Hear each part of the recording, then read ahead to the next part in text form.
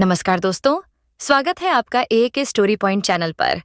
अगर आपको ये कहानी पसंद आई तो चैनल को सब्सक्राइब जरूर करें ताकि आप आगे भी रोमांचक कहानियों का आनंद ले सकें।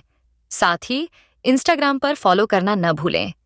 वहां आप मुझसे सीधे जुड़ सकते हैं और कहानी से जुड़े हर सवाल का जवाब पा सकते हैं।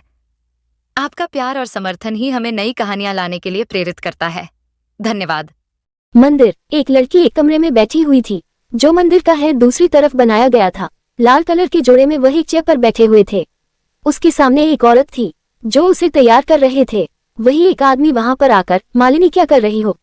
मुहूर्त का समय हो गया है। मिस्टर बजाज भी आ गए हैं। हमें देरी बिल्कुल भी नहीं करनी है। जल्दी से इसे तैयार करो। तुम्हें कहा था कि इस घर से जल्दी निकलने के लिए, पर तुम्हारी तैयारी हो तब ना। ये सुनते ही वह औरत मालिनी उसे आदमी की तरफ देखकर अपने गुस्से भरी आवाज में, इसमें मेरी क्या गलती है? यह शादी ऐसे फिक्स करोगी? वह भी ऐसे अचानक? पता भी है कितना वक्त लगा था मुझे सामान ढूंढने में। अब जैसी भी है ये तुम्हारी बेटी है, ऐसे अगर भेजूंगी तो क्या सोचेंगे वह सब लोग हमारे बारे में? शादी करनी है इससे पहले बताना तो चाहिए था ना। मेरे नए गहना से पहनाने पड़े। लहंगा मैंने कितने सपनों के साथ हिस्स लिया था अपनी बेटी के लिए, पर इस नौकरानी को पहनना पड़ रहा है मुझे। उद्धरण चिन्ह। ये सुनकर वह आदमी उसे औरत की तरफ देखकर अपनी गुस्सा भरी आवाज में, अपना मुंह बंद करना सीख लो, तुम्हारे लिए अच्छा होगा, और ये बात मत करो। यहाँ पर बहुत सारे लोग के घर की बातें घर पर रखो। अब ये दूसरे की घर की अमानत होने वाली है, तो बेहतर यही है अपना मुंह बंद करके ना सीख लो, और मैं बाहर इंतजार कर रहा हूँ। जल्दी से इसे लेकर आ जाना। उद्धरण चिन्ह। ये सुनकर मालिनी अपना सर हिला देती है और एक गहरी सांस लेकर, हाँ थोड़ा सा तो वक्त दो, अगर इसे ऐसे ही लेकर जाऊंगी तो क्या कहेंगे? अपना मुंह बंद करके बाहर मेरा इंतजार करो, कहकर वह गहरी सांस लेकर उसे लड़की को देखते हैं जो अभी भी खामोशी बैठी हुई थी। उसकी मासूम सा चेहरा जिसे देखकर मालिनी अपनी गुस्से भरी आवाज में, एक बात अच्छे से याद रखना, घर की बातें अगर बाहर जाने को आई ना तो तुम्हारे लिए बिल्कुल भी अच्छा नहीं होगा। मैं नहीं चाहती कि किसी को पता चले कि मैं तुम्हारे साथ क्या करती हूँ। और हाँ, बड़े घर में जा रही हूँ, इसका मतलब यह नहीं है कि तुम भूल जाओ कि तुम कौन हो।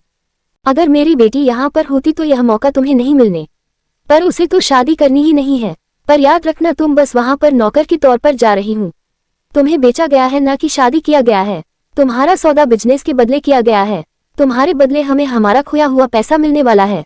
तो जैसे वह कहेंगे वैसे तुम करना। होकर मुझे उनके यहाँ से कोई भी कंप्लीट आई तो तुम्हारे मुंह में जलते हुए अंगारे डाल दूंगी, कभी बोल नहीं पाओगे तुम। उसके हाथ को पकड़ लेती है कसके, जिसकी वजह से उसके आंखों से आंसू आ जाते हैं। वह मासूम सी लड़की जिसका चेहरा लाल हो चुका था रोने की वजह से, शायद वह बस अपना सर हिला देती है खामोशी से। और ये देखकर वह औरत एक गहरी सांस लेकर अपने सर पर हाथ रखकर, मैं भी ना अपने गुस्से को कंट्रोल नहीं कर पाती हूँ। हमारी नासुओं की वजह से सारे मेकअप की धज्जियां उड़ चुकी है। कितनी मेहनत से किया था, पर फायदा क्या हुआ? कहकर उसे गुस्से भरी नजरों से देखते हैं और फिर जल्दी से उसका मेकअप करने लगती है। उसका मेकअप बहुत ही ज्यादा खराब था। उसे मासूम से चेहरे पर वह मेकअप बिल्कुल भी अच्छा नहीं लग रहा। नेचुरल ही बहुत ज्यादा खूबसूरत थी, पर मालिनी की वजह से उसके पास कोई ऑप्शन तो था नहीं। इसकी वजह से वह खामोशी से उसे मेकअप को अपने चेहरे पर वैसे ही रख देती है। खुद को मिरर में देखते हैं तो उसके चेहरे पर सिवाय निराशा और बेबसी के अलावा कुछ भी नहीं था। वही मालिनी उसे लड़की के चेहरे पर घूंघट को डालकर उसे बाहर ले जाने लगती है। वह उसे लड़की को अपने साथ बाहर लाने लगती है। बाहर लाकर वह उसे आदमी की तरफ देखती हूँ जो अपना सर हिलाते हुए उसे लड़की को अपने साथ ले जाने लगता है। दोनों ही उसे लड़की को अपने साथ ले जा रहे थे, और वही वह लड़की जिसने लहंगे को अपनी मुट्ठी में भर दिया था। वह अपनी आंखों को बंद करके अपने मन में, नहीं नहीं नहीं, मुझे ये शादी नहीं करनी है। पर अगर मेरी शादी नहीं करूंगी तो फिर मेरा क्या होगा? पापा और आंटी दोनों ही मुझे जान से मार देंगे। पापा ने तो पहले ही कह चुके हैं अगर मैं शादी नहीं करूंगी तो वह बिल्कुल भी नहीं। मैं उसकी जान को खतरे में नहीं डाल सकती। कैसे किसी ऐसे शादी कर सकती हूँ? पर यह शादी क्यों? ये सब मेरे साथ क्या कर रहे हैं? क्या यह मुझे मार डालेंगे? पर सच में शादी के बाद मुझे मार डालेंगे तो पापा मुझे मारना चाहते हैं तो उन्हें सच में मुझसे प्यार नहीं है? क्या वह इस कदर मुझसे नफरत करते हैं? कहते हुए वह लड़की घूंघट में से ही अपनी नजरें तिरछी करके देखने लगती है उसे आदमी को जिसके चेहरे पर खुशी थे, जैसे मानो उसने हीरा का लिया हूं। उसे ऐसे खुश होते हुए देखकर वह लड़की अंदर ही अंदर घबराने लगी थी। वह अपनी कम उसे जगह पर ले जाती है जहां पर शादी होने वाली थी। मंदिर था और मंदिर के सामने एक शख्स बैठा हुआ था। अग्निकुंड जल रहा था और वह शख्स अग्निकुंड में जो जो पंडित कह रहे थे वह डाल रहे थे। तभी वहां पर वह लड़की आ जाती है। जैसे ही वह लड़कियां आती हैं, सारे ब्लैक कपड़े पहने हुए बॉडीगार्ड सर झुका लेते हैं। इस रिएक्शन से हर कोई हैरान था। किसी को कुछ समझ नहीं आ रहा, तो यहाँ तक कि वह लड़की हैरान थी। वह शख्स की पीठ को देख रही थी उसे शख्स में व्हाइट कलर का शर्ट और ब्लैक कलर की जीन्स पहनी हुई थी। पीछे से वह बहुत ही ज्यादा हैंडसम लग रहा था, पर आगे का क्या, ये सोचकर वही गहरी सांस लेती है और फिर वैसे ही अपना सर झुकाए हुए उसके पीछे पीछे जाने लगती है। वह जैसे ही उसके साइड में बैठी है उसे अजीब सा लगता है और वह बिल्कुल भी अपनी नजरें तिरछी करके साइड में बैठे हुए शख्स की तरफ नहीं देती है, बल्कि वह वैसे ही सामने देखने लगती है। पंडित जब फूल को आगे करते हैं और दोनों के हाथों को भी आगे करने के लिए कह देते हैं तो वह लड़की अपने हाथ आगे करती है। वह शख्स उसके हाथ को कस के पकड़कर फूल को वैसे ही अपनी मुट्ठियों में भर देता है, जिससे उसे लड़की की बॉडी में कट सा महसूस होने लगता है। वह अपनी नजरें उसे शख्स की तरफ ले जाने से बिल्कुल भी नहीं रोक पाती। खुद को शख्स को देखती है तो उसकी आंखें हैरानी से बड़ी हो जाती है। वह उसे शख्स को देखकर अपने आप से ही अपने मन में, मास्क पहने हुए है अपने चेहरे पर, क्या सब कुछ ठीक है? आखिर यह ऐसे क्यों बैठा हुआ है और यह कुछ कहा क्यों नहीं रहा है? क्या सच में ये बहुत ज्यादा खतरनाक है? लड़की अपने मन में ही सोचने लगी थी। तभी फूल आगे की ओर रख देता है वह शख्स और अपनी जगह पर खड़ा होकर अपना हाथ आगे कर देता है, जिसे देखकर हर कोई हैरान था। यहाँ तक कि मालिनी और कुमार दोनों भी हैरान थे। और वही वह लड़की है, उसे हाथ को देखते हैं और मास्क पहने हुए उसे शख्स को देखते हैं। वह कुछ सोचकर अपना हाथ उसके हाथों पर रख देता हूँ। तभी हवाओं का झोंका हो जाता है और जो मंदिर में घंटी लगाई हुई थी वह बज जाती है। पंडित जी ये देखकर मुस्कुराते हैं और मंत्र फिर से कहना शुरू कर देते हैं। देखते ही 7 फेरे भी खत्म हो जाते हैं और इसी के साथ वह शख्स उसके मांग में सिंदूर और गले में मंगलसूत्र पहने देता है। वह शख्स अपनी जगह पर खड़ा होकर वैसे ही शांति से अपने आदमी से बात कर रहा था और वही यह सब देखकर वह बैठी हुई लड़की हैरान हो गई थी। तभी पंडित जी उसे लड़की की तरफ देखकर, आप अपने बड़ों के पैरों को छू सकते हैं, पहले माँ के पास चले जाए, उनका आशीर्वाद लेकर ही सभी बड़ों का पैर छू सकते हैं। पंडित जी की बात सुनकर वह लड़की अपना सर हिला देती है। लहंगा बहुत ज्यादा हैवी था और पहले तो शख्स ने उसे का हाथ पकड़ा हुआ था, इसी वजह से वह खड़ी हो पा रही थी, पर अब तो उसे खड़े होने में दिक्कत हो रही थी। वह जैसे ही खड़ी होने वाली थी कि तभी वह गिरने लगती है, जिसे देखकर गुस्सा जल्दी से अपना हाथ उसकी कमर पर रख देता है और वह गिरने से बच सकती है। अगर वह गिर जाती तो अग्निकुंड में ही वह चली जाती। और वही वह लड़की डर के मारे अपनी आंखों को कस के बंद कर लेती है। वह शख्स उसे खड़ी करके अपनी गहरी आवाज में, मदद लेना सीखो, खड़ा होने में दिक्कत हो रही है, उद्धरण चिन्ह अल्पविराम। ये सुनकर वह लड़की बस घबराई हुई नजरों से उसे देखते हैं। जो अपनी डेविल आईज से उसे देख रहा था, उसे ऐसे देखते हुए देखकर उसे डर लगने लगता है। वह बस अपना सर झुकाकर वहां से चली जाती है। ये देखकर वह शख्स अपना सर हिला देता है और साइड में खड़े अपने असिस्टेंट की तरफ देखकर अपनी ठंडी आवाज में, इन्हें पेपर्स दे दो और याद रहे अब कोई रिश्ता नहीं है किसी के साथ। अगर मुझे कभी भी आपका कदम पैलेस में देखा तो ये पर कभी भी कहीं जाने के लायक नहीं होंगे। ये सुन कुमार बस अपना सर झुका लेता है। वह अपनी होठों पर एक मुस्कुराहट लिए, क्यों नहीं, यह आप एक ही बीवी है और अब से मेरा और मेरी बेटी का रिश्ता टूट चुका है। वैसे भी लकड़ी पराया धन होती है, हमारे यहाँ पर कहाँ पर है। सुनते हैं वह शख्स अपने होठों पर व्यंग्य तरीके से मुस्कुराते हुए, और इस धन का इस्तेमाल करना कुमार राठौर बहुत अच्छी तरह से जानता है। उसके तने को सुनकर कुमार कुछ भी नहीं कहता, वह अपना सर झुका लेता है। तभी उसकी नजर उसे लड़की पर चली जाती है जिसने आशीर्वाद लेना शुरू कर दिया था। पंडित जी का मुस्कुराहट लिए, जिस भगवान के पास जा रही हूँ वह भगवान तुम्हारी सुन रहा है, अगर सुन रहा होता तो आज तुम यहाँ पर नहीं होती। उसकी आवाज में गुस्सा था और यह सुनकर वह लड़की कुछ भी नहीं रहती बल्कि अपना सर झुका लेती है। उसकी आवाज में गुस्सा था और यह सुनकर वह लड़की कुछ भी नहीं कहती बल्कि अपना सर झुका लेती है। और वही उसका सर झुकता हुआ देखकर वह शख्स एक गहरी सांस लेता है और वही अपने साइड में खड़े आदमी की तरफ देखकर, तुम्हें जो कहा था वो पेपर साथ है। सुनकर वह आदमी अपना सर हिला देता है और उसे शख्स के सामने पेपर आगे कर देता है। वह शख्स पेपर को सिग्नेचर करके अपनी गर्दन तिरछी करके, बीवी अगर भगवान से मांग लिया होगा तो यहाँ पर आ जाओ, वैसे भी वह पूरा तो करने वाला नहीं है तुम्हारा कुछ, अगर पूरा करना होता है तो। उसके होठों पर व्यंग्य मुस्कुराहट थी और वही उसकी बातों को सुनकर वह लड़की खामोशी से अपने कदम उससे तरफ ले जाने लगते हैं। वह अपने कदम उसकी साइड में लाती है और वही वह आदमी अपना सर झुकाते हुए, मिसेस विक्रांत बजाज आप इस पर साइन कर दीजिए। अपने पति का नाम पहली बार सुनकर वह लड़की अपने दिमाग में विक्रांत ये नाम वह 3-4 बार दोहराने लगते हैं और फिर गहरी सांस लेकर अपने कांपते हुए हाथों से पेन को ले लेती है। वह उसे शख्स के नाम के साइड में ही अपने नाम को देखते हैं और वैसे ही अपने उंगलियों में उसे पेन को कस के पकड़ लेती है। उसे सिग्नेचर करने के लिए लग जाती है। सिग्नेचर वह काटते हुए हाथों से करती है। ये सब देख सकता था, भले ही वह अपने असिस्टेंट से बात कर रहा है, पर उसकी नजरें उसे पर थी।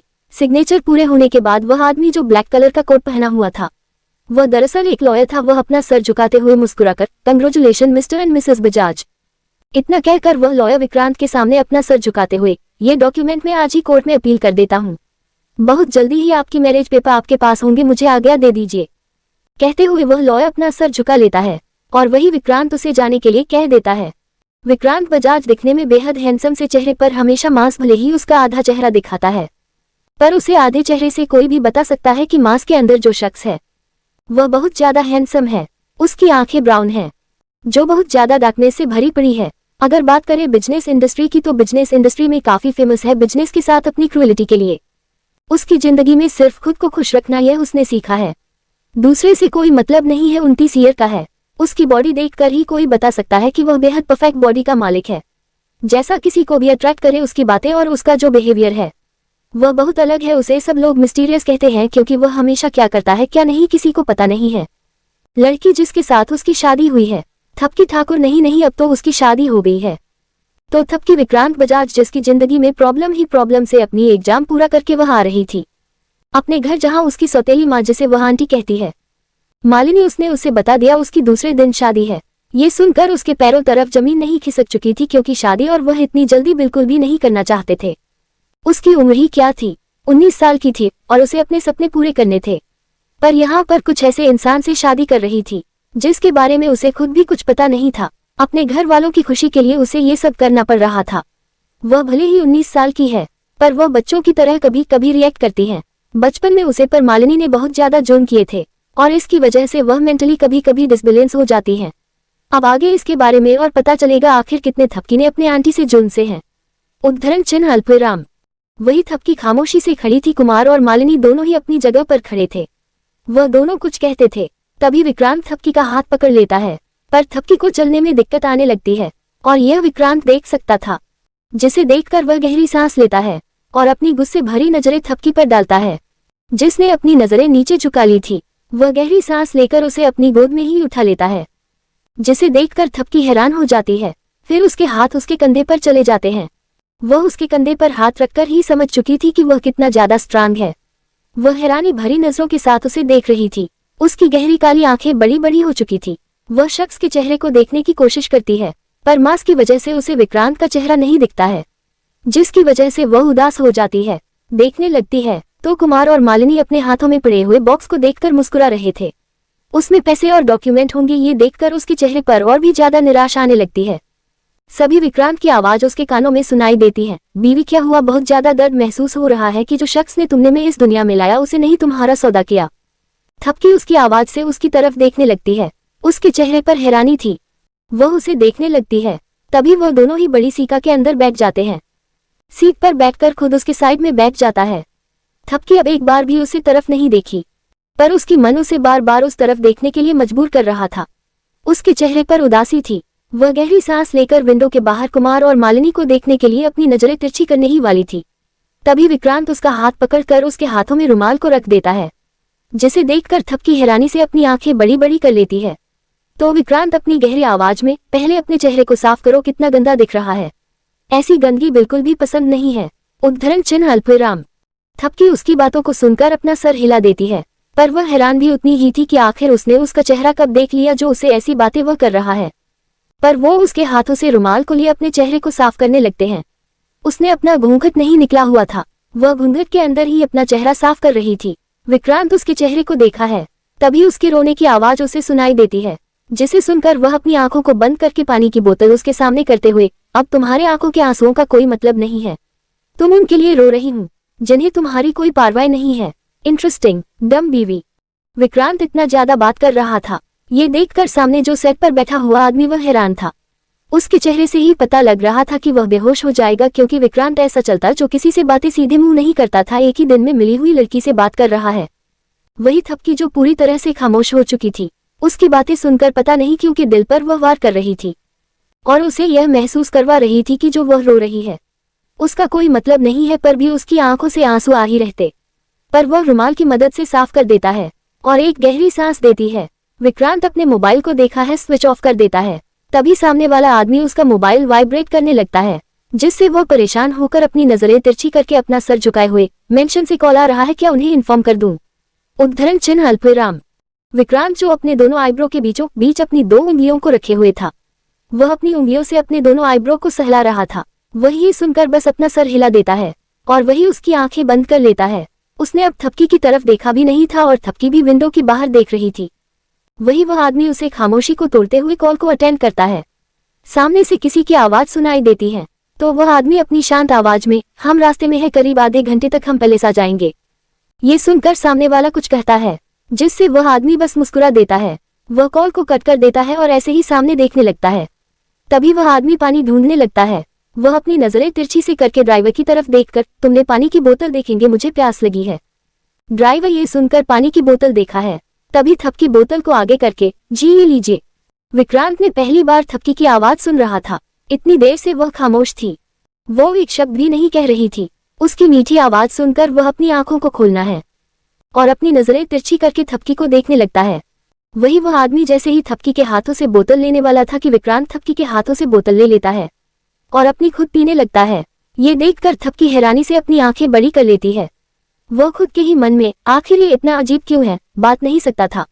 पता नहीं आखिर इनके दिमाग में चलता क्या है और उनकी बातें कम तने ज्यादा सुनने को मिल रहे हैं। पता नहीं मुझ जैसी बच्चे को ये पूरी जिंदगी कौन कौन से ताने मारते रहने वाले हैं। शादी हुई नहीं और इनका शुरू हो गया। उद्धरण चिन्ह अल्पविराम। विक्रांत पानी पीते हुए सामने उसे आदमी की तरफ देखकर अपनी ठंडी आवाज में, तुम्हें अपनी बोतल रखी नहीं जाती है, मेरा पानी है, प्यास रहूं और आइंदा से अपनी लिमिट में रहना सीखो, कहकर अपनी नजर तिरछी कर लेता है। वही आदमी ये देखकर घबराने लगता है।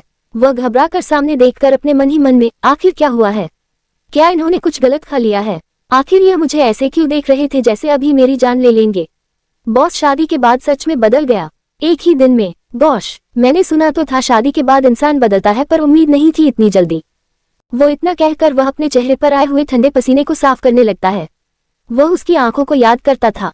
जैसे ही कह रहा हूं कि अपनी नजरें पीछे लाने की कोशिश किया, उसे हाथ भी लगाने की कोशिश की तो तुम्हारे लिए बहुत बुरा हो सकता है। और यह याद करते हैं वह आदमी अपनी आंखों को बंद करके गहरी सांस लेता है और वैसे ही प्यास रहता है। और थपकी यह सब देख गुस्सा आने लगता है। पानी की बोतल में पानी था, फिर भी उसे शख्स ने अपने पास रखा था और इस समय वह कुछ कह भी नहीं सकती थी क्योंकि उसके साइड में बैठा हुआ डेविल हद से ज्यादा खतरनाक था और उसका क्या भरोसा उसके साथ क्या कर दे। वो कुछ सोचकर वह घबराने लगते हैं। उसकी बॉडी कंपनी लगती है। अपनी आंखों को बंद करके गहरी सांस लेकर विंडो के बाहर देखने लगते हैं। उसकी आंखें बड़ी बड़ी हो चुकी थी जब वह मेंशन के अंदर आने लगती है। मेंशन बहुत ज्यादा बड़ा और खूबसूरत था। गेट से अंदर आते हैं वह बड़े से गार्डन को देखती और उसी के साथ करीब 2-3 मिनट के अंदर में एक बड़े से खूबसूरत मेंशन को देखते हैं। छतरी जो आपके पति जैसा नहीं है बल्कि मासूम है। और यह याद करते हैं वह आदमी अपनी आंखों को बंद करके गहरी सांस लेता है और वैसे ही प्यास रहता है। और थपकी यह सब देख गुस्सा आने लगता है। पानी की बोतल में पानी था, फिर भी उसे शख्स ने अपने पास रखा था और इस समय वह कुछ कह भी नहीं सकती थी क्योंकि उसके साइड में बैठा हुआ डेविल हद से ज्यादा खतरनाक था और उसका क्या भरोसा उसके साथ क्या कर दे। वो कुछ सोचकर वह घबराने लगते हैं। उसकी बॉडी कंपनी लगती है।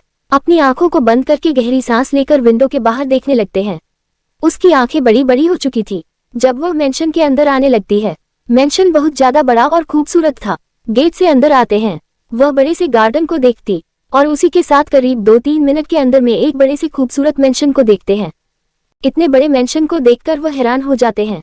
वह भले ही बड़े से मेंशन में रहती थी पर एक छोटे से कमरे में जहां उसके साथ नौकरानी लोग की तरह बिहेवियर किया जाता था, पर इतने बड़े मेंशन को देखकर वह हैरान तो हो गई थी। वही उसके चेहरे पर जरूर घूंघट उठा पर उसकी आंखों की चमक विक्रांत से छुपी नहीं हुई थी। वह एक गहरी सांस लेता है। चेहरे पर कुछ आकर गुजर जाता है। कार रुक जाते हैं और बॉडीगार्ड दरवाजा खोल देते हैं। विक्रांत बाहर आ जाता है और अभी थपकी बैठी हुई थी। उसे समझ नहीं आ रहा था कि वह क्या करे। उसे घबराहट महसूस हो रही थी। वह जानती भी नहीं है इतने सारे लोगों को और उसे अचानक जाना उसे एक अजीब सी बेचैनी महसूस कर रहे थे। पर विक्रांत अपना हाथ उसके सामने करके उसकी आंखों में देखने लगता है। भले ही घूंघट हो उसके चेहरे पर उसकी गहरी काली आंखें दिखे जरूर रही थी। चेहरे के ऊपर उसने नेट का बना हुआ घूंघट डाला हुआ था। उसकी गहरी काली आंखें जो बेहद खूबसूरत और बड़ी ही मासूमियत भरी है। उन्हें देखकर विक्रांत गहरी सांस लेता है। तब कि उसके हाथ को देखकर कुछ पल यूं ही उसके हाथ को देखने लगता है और फिर उसके हाथ पर अपना हाथ रख देती है और जैसे ही बाहर आती है तो सभी अपने सर झुकाए हुए थे। थपकी इसकी वजह से घबरा जाती है। वह उसके हाथ को कस के पकड़ लेती है। विक्रांत उसके हाथ को भी कस के पकड़ लेता है पर वह कुछ सोचकर उसे अपनी गोद में उठा लेता है। ये देखकर थपकी पूरी हैरान हो गई थी। वह चारों तरफ देखते हैं तो बहुत सारे लोग थे और अब तो मेंशन में भी अंदर बहुत सारे लोग होंगे। ये सोचकर वह वैसे ही मासूमियत भारी आवाज में, आप क्या कर रहे हो, मुझे नीचे उठा दीजिए। अंदर आपका परिवार होगा और आप ऐसे लेकर चले जाएंगे तो वह क्या सोचेंगे मेरे बारे में, कहकर वह उसके कंधे पर अपने दोनों हाथ रख देते हैं। और वही उसकी बातों को सुनकर विक्रांत अपने साथ उसे अंदर ले जाते हुए बिना उसकी तरफ देखे, क्या सोचेंगे, जो सोचना है वह हमें सोने दो। बेहतरीन है कि तुम अपना छोटा सा दिमाग ज्यादा मत चलाओ, अगर नीचे गिर गई तो क्या होगा, हाथ पैर टूट जाएंगे। और मैं नहीं चाहता जिसके साथ मैंने शादी करी है उसके हाथ पैर टूट जाए। क्या तुम चाहती हो? एक बात मुझे समझ नहीं आ रही है, तुम्हें तकलीफ दे रहा है तो ये तुमने पहना ही क्यों? मैंने तो नहीं कहा था कि मुझे बीवी पूरे 16 सिंह के साथ चाहिए। उसकी बात को सुनकर थपकी वैसे ही अपनी दोनों उंगलियों का आपस में उठाए हुए गहरी सांस लेकर अपनी मीठी आवाज में, मैं नहीं पहनना चाहती थी पर आंटी ने पहना दिया और अब शादी हो रही है तो पूरी तैयारी करके ही आऊंगी ना, ऐसे कैसे आ सकती हूँ। इसी वजह से उन्होंने कहा कि यह सब कुछ पहनना है तुम्हें। एग्जाम देकर आई थी तब पता चला मेरी शादी होने वाली है ना, मेरा फिटिंग किए थे कुछ नहीं, मैंने कुछ गहने देखे थे, जो मिला वह मैंने पहन लिया, अब इसमें मेरी क्या गलती। थपकी कहकर अपना चेहरा दूसरी तरफ कर लेती है जैसे वह उसे रूठी हुई है। और वही विक्रांत उसके इस रिएक्शन को देखकर उसकी बातों को सुनकर बस मुस्कुरा देता है और मन ही मन को सोचकर अपना सर हिला देता है। दोनों ही अंदर आ जाते हैं। दोनों जैसे ही अंदर आते हैं तभी वहां पर एक औरत पहले ही खड़ी हो जाती है। वह उन्हें चौखट पर ही खड़ी करते हुए, यह क्या कर रहे हो, शादी अभी हुई है और ऐसे नई नवेली बहू को तुम घर पर लेकर आओगे बिना घर प्रवेश किया, ये जरूरी है? अब तुमने शादी अपने मन से कर ली है तो ये तो हमें करने दे ही सकते हो। सामने वो औरत जिनके होठों पर मुस्कुराहट थी वह देख रही थी सभी की तरफ, पर जब उसे लड़की को ऐसे गोद में उठाए हुए देखते हैं विक्रांत को तो वह परेशान होते हुए, सब कुछ ठीक तो है, इसे तुमने गोद में क्यों उठाया है, क्या इसे कहीं चोट लगी है, सब कुछ ठीक तो है ना, आते वक्त कुछ हुआ तो नहीं था ना। कहते कहते वह परेशान होने लगती है और ये देखकर विक्रांत अपनी शांत आवाज में, माँ सब कुछ ठीक है, आप ऐसा क्यों कह रही हूँ। विक्रांत की बात को सुनकर वह औरत माधवी बजाज विक्रांत की माँ है। वह एक गहरी सांस लेकर थपकी की तरफ देखकर, तुमने बहू को ऐसे अपनी गोद में उठाया है, सब कुछ ठीक तो है, क्या उसके पैरों में लगी है या तुम्हारे दुश्मनों ने फिर से कुछ कर दिया है, सबने परेशान कर रखा है मुझे। एक बात अच्छे से याद रखना, मैं सब कुछ सह सकती हूँ पर अपनी बहू पर एक खरोच भी नहीं। वो वैसे कह रही थी जैसे थपकी की वह माँ है और वही माधवी की बात को सुनकर थपकी पूरी तरह से हैरान हो गई थी और अपना छोटा सा चेहरा उसके सीने में जो उसने छुपाया हुआ था उसे बाहर निकालकर देखने लगते हैं माधवी को, जो मुस्कुराते हुए उसे देख रही थी। विक्रांत गहरी सांस लेकर उसे नीचे उतार देता है और फिर अपने दोनों हाथ जब में डालकर, इसमें मेरी कोई गलती नहीं है, अगर लहंगा ही ऐसा पहनेगी तो चलने में दिक्कत तो आने वाली है, संभाल नहीं जाता फिर भी पहन लेती है, अब इसमें मैं क्या कर सकता हूँ, कहकर वह तो खामोश हो जाता है। और वही उसकी बातों को सुनकर माधवी अपने दोनों हाथ फोल्ड करके अपनी आंखें छोटी छोटी करके, तुम्हें कुछ पता तो नहीं होगा, तुम्हें कौन से रीत धर्म पता है, तुम तो बस अपने मन की ही करते हो, इसके अलावा तुम्हें कुछ करना आता है, छोड़ दो, मैं भी कहाँ पर अपना सर फोड़ रही हूँ, कहकर वह सर्वेंट की तरफ देखते हैं। चावल का कलश और कुमकुम से जो पानी में डाला हुआ था उसकी थाली उसके सामने कर देती है और खुद आरती की थाली को लेकर दोनों की आरती उतार कर नजर उतारने लगती है और फिर थपकी की तरफ देखकर मुस्कुराते हुए, मुझे तुम्हारा नाम तो नहीं पता बच्ची, पर बस यही कहूंगी कि आज से तुम इस घर की बहू हो और मेरी बेटी, तुम अपने दाहिने पैर से घर में कदम रखो। ये सुनकर थपकी अपना सर झुका लेती है और फिर कलश को आगे की ओर धकेलकर कुमकुम की थाली में अपने पैरों को रखकर वह आगे आने लगते हैं। उसका बैलेंस बिगड़ने वाला था पर विक्रांत उसका हाथ पकड़ लेता है और वह उसे अपने साथ ले जाने लगता है। विक्रांत का हाथ अपने हाथों में देखकर थपकी को अलग से ही महसूस हो रहा था। विक्रांत से कुछ जरूर अभी मिला है, पर विक्रांत जिस तरह से उसे ले जा रहा था और जिस तरह उसने उसका हाथ पकड़ा हुआ था, उसे एक महफूज जगह और महफूज हाथों में अपना हाथ महसूस हो रहा था। वह अपने हाथों में गर्माहट महसूस कर सकती थी, वैसे ही अपने हाथों को ढीला छोड़कर उसके पीछे पीछे जाने लगती है। वही माधवी उन दोनों को जाते हुए देखकर एक बड़ी सी मुस्कुराहट लिए, माँ ने सही किया, माँ की वजह से आज मुझे बहू की शक्ल तो देखने मिला है, नहीं तो यह मेरा बेटा बहू तो मुझे कभी लाकर देगा ही नहीं। वैसे इसमें हाथ ऐसे पकड़ा है और जिस तरह से वह उसकी केयर कर रहा है, भगवान ही जाने दोनों का रिश्ता कैसे होगा। बस यही चाहूंगी कि सब कुछ सही हो और ऐसे ही एक दूसरे के साथ रहे। खुद से ही इतना कहकर वह अपनी आंखों को बंद करके गहरी सांस लेकर अपने दोनों हाथ जोड़कर थाली सर्वेंट के हाथों में देखकर खुद जाने लगते हैं उनके पीछे पीछे। वही विक्रांत थपकी का हाथ पकड़कर अपने साथ ले जाने लगता है।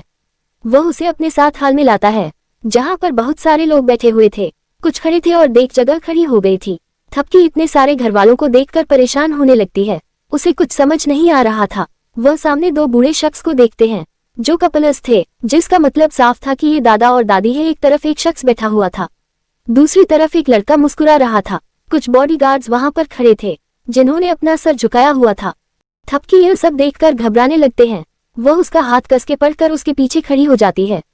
वही थपकी को इतना ज्यादा घबराते हुए विक्रम देख सकता था। वह गहरी सांस लेकर सभी घरवालों की तरफ देखकर, अब आप सभी ऐसे ही देखने वाले हो मुझे, कभी किसी ने मेरा चेहरा देखा नहीं है। ये सुनकर वह लड़का जल्दी से अपनी जगह पर खड़ा होकर बच्चों का तरह मुंह बनाते हुए, क्या सच में भाई आपने कभी आपका चेहरा हमें दिखाया है? अब आपने अपना चेहरा तो नहीं दिखाया है, पर भाभी का तो चेहरा दिखा सकते हैं। मुझे उनका चेहरा देखना है। मेरी प्यारी सी भाभी, मैं आपका इकलौता देवर हूँ जो आपके पति जैसा नहीं है बल्कि मासूम है। उसके पास आने लगता है। थपकी घबराकर अपने पैर पीछे ले जाती है और ये देखकर विक्रांत अपना हाथ आगे करके, क्षितिज अपने हाथ पीछे नहीं लिए तो तुम्हारी ये हाथ में तोड़ दूंगा। क्षितिज ये सुनकर उदास होने लगता है। क्षितिज 20 साल का है, वह भी थपकी की ही उम्र का है। विक्रांत की इस बात को सुनकर अब क्षितिज का चेहरा उदासी में भर चुका था। वह बड़ी मासूमियत के साथ, भाई क्यों नहीं, मुझे भाभी से मिलना है, क्या भाभी से मिल नहीं सकता, कहते हुए क्षितिज छोटे बच्चों की तरह थपकी को देखने लगता है। और वही थपकी यह सब सुनकर घबराने लगते हैं, पर वही विक्रांत गहरी सांस लेकर उसकी आंखों में देखकर अपने हर एक शब्द पर जोर देते हुए, क्षितिज वह घबरा रही है। क्षितिज से सुनते ही अपनी जगह पर खड़ा हो जाता है और अपने चेहरे पर पहले पूरी तरह से ब्लैक एक्सप्रेशन लाता है, फिर अपनी आंखें बड़ी बड़ी करके अपनी तरफ उंगली करके बड़ी मासूमियत के साथ, भाभी सच में मुझे घबरा रही है। मैं इतना डरावना दिखता हूँ तो भाई से भी ज्यादा सब लोग तो कहते हैं कि मैं भाई से हैंडसम हूँ, तो फिर मैं कैसे डरावना देख सकता हूँ, कहकर वह माधवी की तरफ देखकर अपनी रोने वाली आवाज में, क्या सच में मन में भाई से भी ज्यादा डरावना देखता हूँ जो भाभी मुझे घबरा रही है, कहकर वो जमीन पर बैठकर रोने लगता है। और वही यह सब देखकर थपकी को कुछ समझ नहीं आता है। वह वैसे ही उसके पीछे से अपना चेहरा निकालकर अपनी आंखें बड़ी बड़ी करके उसे देखने लगते हैं। तभी चिल्लाने की आवाज सुनाई देती है। एक शख्स अपनी जगह पर खड़ा होकर, यह क्या हो रहा है, कोई खेल चल रहा है, बड़े ने शादी कर ली, वह भी किसी बेवकूफ से जिसे बात करना भी नहीं आता है। और यह शादी आखिर क्यों? मैंने कहा था ना मुझे तुम्हारी शादी अच्छी करनी है, सबके सामने करनी है, और तुमने ये क्या कर दिया है? आखिर क्या है ये सब? सामने वाला शख्स और कोई नहीं विक्रांत के पापा अभिराज माहेश्वरी है, और वही सोफे पर बैठे हैं। अभिराज के पापा जोरावर महेश्वरी और उनकी बीवी हंसिका महेश्वरी। अभिराज इस समय बहुत ही ज्यादा गुस्से में था और उसका गुस्से भरा चेहरा हर कोई वहां पर मौजूद देख सकता था। सभी के चेहरे पर डर था सिवाय विक्रांत के अलावा। चफोर, हाँ जरूर तुम्हें काम करना है बीवी, कहकर वो जमीन पर बैठकर रोने लगता है। और वही यह सब देखकर थपकी को कुछ समझ नहीं आता है। वह वैसे ही उसके पीछे से अपना चेहरा निकालकर अपनी आंखें बड़ी बड़ी करके उसे देखने लगते हैं। तभी चिल्लाने की आवाज सुनाई देती है। एक शख्स अपनी जगह पर खड़ा होकर, यह क्या हो रहा है, कोई खेल चल रहा है, बड़े ने शादी कर ली, वह भी किसी बेवकूफ से जिसे बात करना भी नहीं आता है, और यह शादी आखिर क्यों? मैंने कहा था ना मुझे तुम्हारी शादी अच्छी करनी है, सबके सामने करनी है, और तुमने ये क्या कर दिया है? आखिर क्या है ये सब? सामने वाला शख्स और कोई नहीं विक्रांत के पापा अभिराज माहेश्वरी है, और वही सोफे पर बैठे हैं। अभिराज के पापा जोरावर महेश्वरी और उनकी बीवी हंसिका महेश्वरी। अभिराज इस समय बहुत ही ज्यादा गुस्से में था और उसका गुस्से भरा चेहरा हर कोई वहां पर मौजूद देख सकता था। सभी के चेहरे पर डर था सिवाय विक्रांत के अलावा। विक्रांत अपने दोनों हाथ पॉकेट में डाले अभिराज की तरफ देखकर अपनी शांत आवाज में, बस इतना ही गुस्सा मैंने एक्सपेक्ट इसके आगे ही किया था। अगर गुस्सा निकलना हो गया हो तो मुझे फ्रेश होना है, और आपकी बहू को भी बहुत ज्यादा थक चुकी है, कहकर वह उसे अपनी गोद में ही उठा लेता है। और ये देखकर अभिराज अपनी आंखों को बंद करके अपना चेहरा दूसरी तरफ कर देता है, और वही विक्रांत थपकी को अपने साथ ले जाने लगता है। थपकी बहुत ज्यादा परेशान हो चुकी थी इस सब से, उसे कुछ समझ नहीं आ रहा था। वह उसके सीने पर अपने दोनों हाथ वैसे ही रखकर परेशानी भरी आवाज में, यह आप क्या कर रहे हैं? मुझे नीचे उतार दीजिए, मैं चल सकती हूँ, सभी नाराज है, आप क्यों उन सभी को और नाराज कर रहे हैं, कहते हुए वो परेशान होने लगते हैं। उसकी आवाज में घबराहट और परेशानी दोनों ही विक्रांत महसूस कर सकता था, जिसे महसूस करके वह अपनी गहरी मगर सख्त आवाज में, अभी से ही तुम इतनी ज्यादा घबराने लगी, आगे बहुत कुछ है, कहकर वह उसे अपने साथ ले जाने लगता है। और वही उसकी बातों को सुनकर थपकी को कुछ भी समझ नहीं आता है और ना समझे वाले चेहरे के साथ उसे देखने लगती है। विक्रांत थपकी को अपने साथ ले जाते हुए कमरे में लाता है। वह उसे अपने कमरे में लाकर उसे बिस्तर पर बैठकर खुद भी बिस्तर पर बैठकर लेते जाता है और अपनी आंखें बंद करके, तुम्हारे पास से आधा घंटा है, जाकर खुद को साफ करो, मुझे बिल्कुल भी ये गहन, ये लहंगा, ये सब कुछ पसंद नहीं है, और तुम्हारी बॉडी में से आई हुई वह गंदी परफ्यूम की स्मेल, मेरा सर इससे दर्द करने लगा है, जाकर पहले फ्रेश हो जाओ। उसके बाद को सुनकर थपकी बस अपना सर हिला देती है। उसे कुछ भी समझ नहीं आ रहा था, पर उसे भी फ्रेश होने की जरूरत थी क्योंकि यह परफ्यूम मुझे भी बहुत ज्यादा इरिटेटिंग कर रहा था। इतना गंदा परफ्यूम जो मालिक ने अपने लिए इस्तेमाल करती थी वही उसे लगा दिया था। वह जाकर वॉशरूम में दरवाजे को बंद कर देती है। दरवाजा बंद होने की आवाज को सुनकर विक्रांत अपने ब्लेजर को निकाल देता है और वही बिस्तर पर फेंक कर अपने मोबाइल को लिए वह बालकनी में चला जाता है। बालकनी में आकर वह किसी को कॉल करने लगता है तो मोबाइल स्विच ऑफ था। ये देखकर वह बड़ी अजीब तरह से मुस्कुराने लगता है और वही मोबाइल को सोफे पर रखकर खुद भी सोफे पर बैठ जाता है। वह भी एक के ऊपर दूसरा पर डालकर और वैसे ही सामने देखकर गहरी सांस लेते हुए अगर चीज हाथों में आने लगी तो वह पागल हो जाता है। पानी के लिए किसी को पाने की तमन्ना में खुद को भी इतना नहीं पागल करना चाहिए कि वह कभी खुद को पहचान ही नहीं पाए। कहकर वो खामोश था। उसकी आवाज गहरी थी, उसकी बातें बहुत ज्यादा डरावनी थी और वह जिस तरह से देख रहा था वह बहुत ही ज्यादा खतरनाक था। ब्लैक कलर का वह मांस उसके चेहरे पर और भी ज्यादा डेविल लुक दे रहा था। वह अपनी आंखों को बंद कर लेता है। 20 मिनट के बाद वह दरवाजे के खुलने की आवाज सुनता है। शर्ट के 2 बटन्स को खोलकर कमरे के अंदर को जैसे ही आता है तो सामने क्लोजिंग रूम का दरवाजा खुला देखना है जहां पर थपकी अभी अभी गई थी। वह अपना सर हिलाकर कुछ सोचते हुए अंदर चला जाता है। वॉशरूम के वहां पर फ्रेश होने के बाद वह अपनी आंखों को वैसे ही बंद कर देता है। थपकी क्लोजिंग रूम में आ जाते हैं। उसने खुद को फ्रेश कर दिया था। वह अपनी आंखें बड़ी बड़ी करके, मैंने अपने लिए कपड़े ही नहीं लिए, क्या मुझे ऐसे कपड़े पहनना चाहिए, मेरे पास ऑप्शन तो नहीं है। खुद से ही इतना कहकर वह ब्लैक कलर का पजामा और व्हाइट कलर का शर्ट जो वहां पर रखा हुआ था उसे पहन लेती है। उसे पहनकर वह एक गहरी सांस लेकर वैसे ही बालों को टॉवल से पहुंचते हुए कमरे में आ जाती है। कमरे में आकर वह जैसे ही खुद को मिरर में देखते हैं तो उसके मांग में सिंदूर जो गया नहीं था बल्कि वो बहुत ही ज्यादा गहरा था। गले में मंगलसूत्र था उसके। अपने आप को शादीशुदा देखकर वह अपनी आंखों को बंद कर लेती है। वह खुद की किस्मत पर हंसने लगती है क्योंकि एक दिन में ही उसकी पूरी दुनिया ही बदल गई थी। जहां उसने सपने सजाए थे कि वह यहां से कहीं दूर चले जाएगी स्कॉलरशिप लेकर और वहां वह अपनी आगे की पढ़ाई पूरी करेगी, पर यहाँ कुछ और ही था। इतनी मेहनत उसने जो की थी उसका कोई भी फायदा नहीं हुआ बल्कि उसकी तो शादी हो गई। यह सोचकर उसे और भी ज्यादा उदासी महसूस हो रही थी। वह वही है सोफे पर बैठ जाती है। तभी दरवाजे पर कोई आ जाता है जिसकी वजह से उसका ध्यान सबसे हटकर कमरे के दरवाजे की तरफ चला जाता है। वह वहां पर जाकर दरवाजे को खोलते हैं तो सामने सर्वेंट अपना सर झुकाए हुए खड़ा था। उसके हाथों में खाने की प्लेट। खाने को देखकर उसे बहुत ज्यादा भूख लगती है क्योंकि सुबह तो उसने कुछ खाया ही नहीं था। वह साइड में हो जाती है। सर्वेंट कॉफी टेबल पर खाने को रख देता है। थपकी बच्चों की तरह मुंह में लाल लिए उसे खाने को देखते हैं और सोफे पर बैठकर वॉशरूम की तरफ देखने लगते हैं। वॉशरूम का दरवाजा ना खोलते हुए देखकर वह उसे खाने को देखने लगती है और अपनी आंखें बड़ी बड़ी करके छोटे बच्चों की तरह मुंह बनाते हुए अपने पेट पर हाथ रखती है जहां पर आवाज आ रही थी। उन आवाजों को सुनकर वह बड़ी मासूमियत के साथ उसे खाने को देखकर, अगर मैंने कुछ खाया नहीं तो यह अंदर बैठे चूहे मुझे खा जाएंगे। मुझे बहुत ज्यादा भूख लगी है और वैसे भी इनका कोई भरोसा नहीं कब आया और कब नहीं। मैं खा लेती हूँ, बाद में बोल दूंगी कि मैं इंतजार कर देता, पर आप आए नहीं और मुझे भूख लगी। इतना कहकर वह खाने को अपनी चमकती हुई आंखों से देखने लगती है और जैसे ही एक निवाला को अपने मुंह में रखते हैं तो वह अपने होठों पर एक बड़ी सी मुस्कुराहट लिए, वाह ये खाना कितना ज्यादा टेस्टी है और इसका स्वाद मैंने आज तक इतना ज्यादा टेस्टी खाना नहीं खाया। उद्धरण चिन्ह। कहते कहते वह खाना खाने लगती है। वह भुक्कड़ों की तरह खा रही थी। उसे बहुत ज्यादा भूख जो लगी थी। खाने को खाते खाते वह बहुत ज्यादा खुश भी हो रही थी और ऐसे ही खाना खा रही थी। उसके चेहरे पर एक सुकून आ रहा था। आप उसे रात भी मिल रही थी। उसने ध्यान ही नहीं दिया कि वॉशरूम का दरवाजा खुल चुका है और उसे दरवाजे से टेक लगे एक पर को क्रॉस किया कोई उसे देख रहा है। उसे ऐसे खाने में मगन देखकर विक्रांत गहरी सांस लेता है। वह उसके चेहरे को देखने लगता है। थपकी का गोरा निकलता चेहरा, उसके चेहरे की वह मासूमियत, चेहरे पर जो चमक थी वह किसी को हीरा देकर भी नहीं देखने को मिल सकती थी। उसके चेहरे से ही वह समझ चुका था कि वह कितनी ज्यादा इनोसेंट है। उसके चेहरे को देखकर वह अपनी आंखों को बंद कर लेता है, पर उसका गला तब सूखने लगता है जब थपकी अपनी टंग को अपने लोअर लिप पर ले जाकर उसे लिक करना शुरू करती है। तो वह अपनी आंखों को कस के बंद करके गहरी सांस लेकर वहां से क्लोजिंग रूम में चला जाता है। क्लोजिंग रूम के दरवाजे के बंद होने की आवाज से थपकी अपना खाना छोड़कर उसे तरफ देखने लगती है।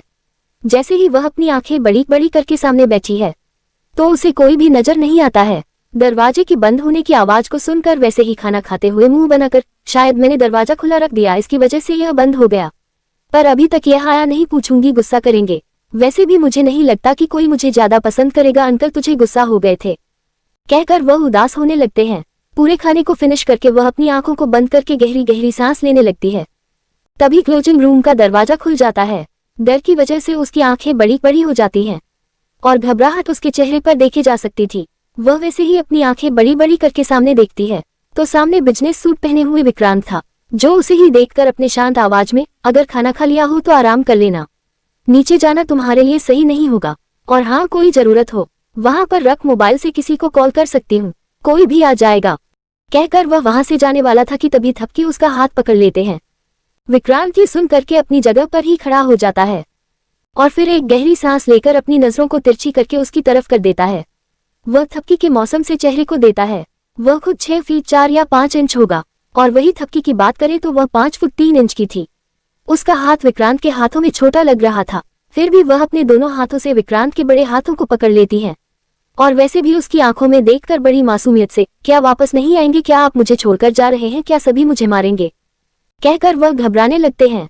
उसकी पूरी बॉडी कांपने लगी थी और उसकी कंपनी को विक्रांत महसूस कर सकता था। वह उसके हाथ को पकड़कर उसके सामने खड़ा होकर, और तुम्हें किसने कहा कि तुम्हें मैं मरने वाला हूँ या कोई और मारने वाला है, क्यों मारूंगा, आखिर किसकी कितनी हिम्मत होगी जो विक्रांत बजाज की बीवी पर हाथ उठाए। उसकी आवाज में घमंड और साथ ही साथ गुस्सा भी था, और वही यह सब सुनकर थपकी घबरा जाती है। वह अपना सर नीचे झुककर अपनी गले से जैसे तैसे आवाज निकालकर, वह दरअसल आंटी ने कहा था कि यहाँ पर मुझे नौकरानी का काम करना है, और आपने बताया भी नहीं कि कोई काम नहीं है, अगर मुझे किसी ने काम करते हुए ना देखा तो मुझे मारेंगे ना। थपकी की इस बात को सुनकर विक्रांत अपने हाथों की मुठ्ठियां बना लेता है। फिर वह थपकी के सामने नॉर्मल एक्सप्रेशन लिए उसके दोनों गालों को अपने दोनों हाथों में पकड़कर उसका चेहरा ऊपर करके, वैसे ही उसकी गहरी काली आंखें जो अब नम हो चुके हैं, उन्हें देखकर अपनी शांत आवाज में, शुश, तुम्हें यहाँ पर कोई नौकरानी नहीं बनाने वाला है, तुम मेरी बीवी हो, तुमने पेपर पर सिग्नेचर किए थे, साथ मेरे लिए थे, न क्यों लिए नौकरानी बनाने के लिए, बताओ। बड़ी प्यार से उसको समझा रहा था। थपकी भी अपना सर हिला देते हैं और फिर कुछ सोचकर अपनी आंखों में हल्के से घबराहट लिए, तो फिर मुझे यहाँ पर कोई काम नहीं करना है, कहकर वह उसे देखने लगती है। और वही उसकी बातों को सुनकर विक्रांत अपनी आंखों को बंद करके गहरी सांस लेता है। अपने हाथों में जिसका चेहरा उसने पड़ा था, उसकी बीवी उसके घबराई हुई आंखों को देखकर वह कुछ सोचते हुए अपनी शांत आवाज में, हाँ जरूर तुम्हें काम करना है बीवी, कहकर वह नीचे झुक जाता है, अपनी गर्म सांसें उसके चेहरे पर छोड़ते हुए उसकी आंखों में देखकर अपनी गहरी आवाज में, क्या तुम्हें जानना है वह क्या काम है। थपकी उसकी तरफ देखती है और फिर बड़ी मासूमियत से अपना सर हाँ में हिला देती है। उसकी आंखें बहुत ज्यादा परेशानी में दिख रही थी। विक्रांत उसकी आंखों को देखकर अपनी गहरी आंखों से उसे देखकर उसे अपनी गोद में उठा लेता है, जिससे थपकी हैरानी भरी नजरों के साथ उसे देखने लगती है। वो कुछ समझ नहीं आता है। विक्रांत उसे बिस्तर पर लेटकर खुद उसके ऊपर आ जाता है और उसकी आंखों में देखकर अपनी शांत आवाज में, फिलहाल तो तुम्हें सोने की जरूरत है, तुम रात से सोई नहीं हूँ, तुम्हारी आंखें बहुत ज्यादा लाल हो चुकी है, आराम करो, बाद में मैं तुम्हें काम बता दूंगा, चफाइफ तुम मेरी वाइफी हो, कहकर वह नीचे झुक जाता है, अपनी गर्म सांसें उसके चेहरे पर छोड़ते हुए उसकी आंखों में देखकर अपनी गहरी आवाज में, क्या तुम्हें जानना है वह क्या काम है। थपकी उसकी तरफ देखती है और फिर बड़ी मासूमियत से अपना सर हाँ में हिला देती है। उसकी आंखें बहुत ज्यादा परेशानी में दिख रही थी। विक्रांत उसकी आंखों को देखकर अपनी गहरी आंखों से उसे देखकर उसे अपनी गोद में उठा लेता है, जिससे थपकी हैरानी भरी नजरों के साथ उसे देखने लगती है। वो कुछ समझ नहीं आता है। विक्रांत उसे बिस्तर पर लेटकर खुद उसके ऊपर आ जाता है और उसकी आंखों में देखकर अपनी शांत आवाज में, फिलहाल तो तुम्हें सोने की जरूरत है, तुम रात से सोई नहीं हूँ, तुम्हारी आंखें बहुत ज्यादा लाल हो चुकी है, आराम करो, बाद में मैं तुम्हें काम बता दूंगा, कहते हुए वह उसे देखने लगता है। थपकी जो पहले परेशान थी, वह विक्रांत की बात को सुनकर अपनी आंखें वैसे ही बड़ी करके उसकी तरफ देखकर अपने होठों को आपस में प्रेस कर देती है और फिर एक गहरी सांस लेकर, आप मुझे कौन सा काम बताने वाले हैं। देखिए, मुझे घर साफ करना आता है, खाना बनाना आता है, पर हाँ मुझे गार्डन साफ करना बिल्कुल भी पसंद नहीं है, वह मैं नहीं कर सकती, क्या आप मुझे वह काम नहीं देंगे ना, कहकर वह अपने चेहरे पर दुनिया भर के मासूमियत लिए उसे देखने लगती है। उसकी हर एक बात को सुनकर विक्रांत अपनी एक आईब्रो ऊपर करके वैसे ही उसकी गहरी काली आंखों में देखते हुए, और तुम्हें किसने कहा कि मैं ये सारे काम तुम्हें देने वाला हूँ, आखिर तुमने मुझे समझ कर रखा है वाइफी। थपकी को समझ नहीं आ रहा था कि उसने क्या गलत कह दिया। उसे तो यही काम मिलते थे, मालिनी ने भी उसे यही कहा था कि वह एक नौकरानी के तौर पर वहां पर जा रहे हैं, उसे वहां पर वह हर एक काम करने पड़ेंगे जो उसे राठौर पैलेस में करने पड़ते थे। विक्रांत की बात को सुनकर वह हैरान हो गई थी। वह उसे देखने लगती है। उसके ना समझी वाले चेहरे को देखकर विक्रांत समझ जाता है कि थपकी के साथ क्या हुआ होगा। उसे इस बात का बहुत ज्यादा गुस्सा आ रहा था कि कुमार ने अपनी बेटी के साथ इतना सब बुरा क्यों किया है। इतना तो उसे समझ आ चुका था कि कुमार वह शख्स है जिसे पैसों का लालच है, जिसे अपनी प्रॉफिट के लिए कुछ भी करना पसंद है। उसे मतलब नहीं है किसी से सिवाय खुद से जो पूछना है। उसकी छोटी बेटी की शादी का प्रपोज उसके सामने किया था, तभी वह समझ गया था थपकी कुमार के लिए इम्पोर्टेंट नहीं है, क्योंकि हर एक वाकिफ था विक्रांत की क्रूरती से। विक्रांत अपनी मासूम से वाइफ ही लगता है, जो उसे ही देख रही थी। उसके चेहरे पर परेशानी थी और वो उसके चेहरे की परेशानी को देखकर उसके बालों को सहलाते हुए अपनी शांत आवाज में वाइफी, विस्मयादिबोधक चिन्ह, वाइफी, वाइफी ये बात कभी मत भूलना कि मैं तुम्हारा पति हूँ और तुम मेरी वाइफी हो। और तुम्हें किसने कहा कि तुम्हें यहाँ पर एक नौकरानी बनाने वाला है कोई? तुम्हारा परिवार तुम्हारा नहीं था, ये कभी मत भूलना। वह बस तुम्हारा इस्तेमाल करना जानता है, पैसों के लिए तुम्हारा सौदा किया है। वह तुम्हारा सच में बाप हो सकता है। ये दुनिया है और इसमें तुम ना समझो। किसी पर भरोसा नहीं करना चाहिए, किसी पर भी नहीं।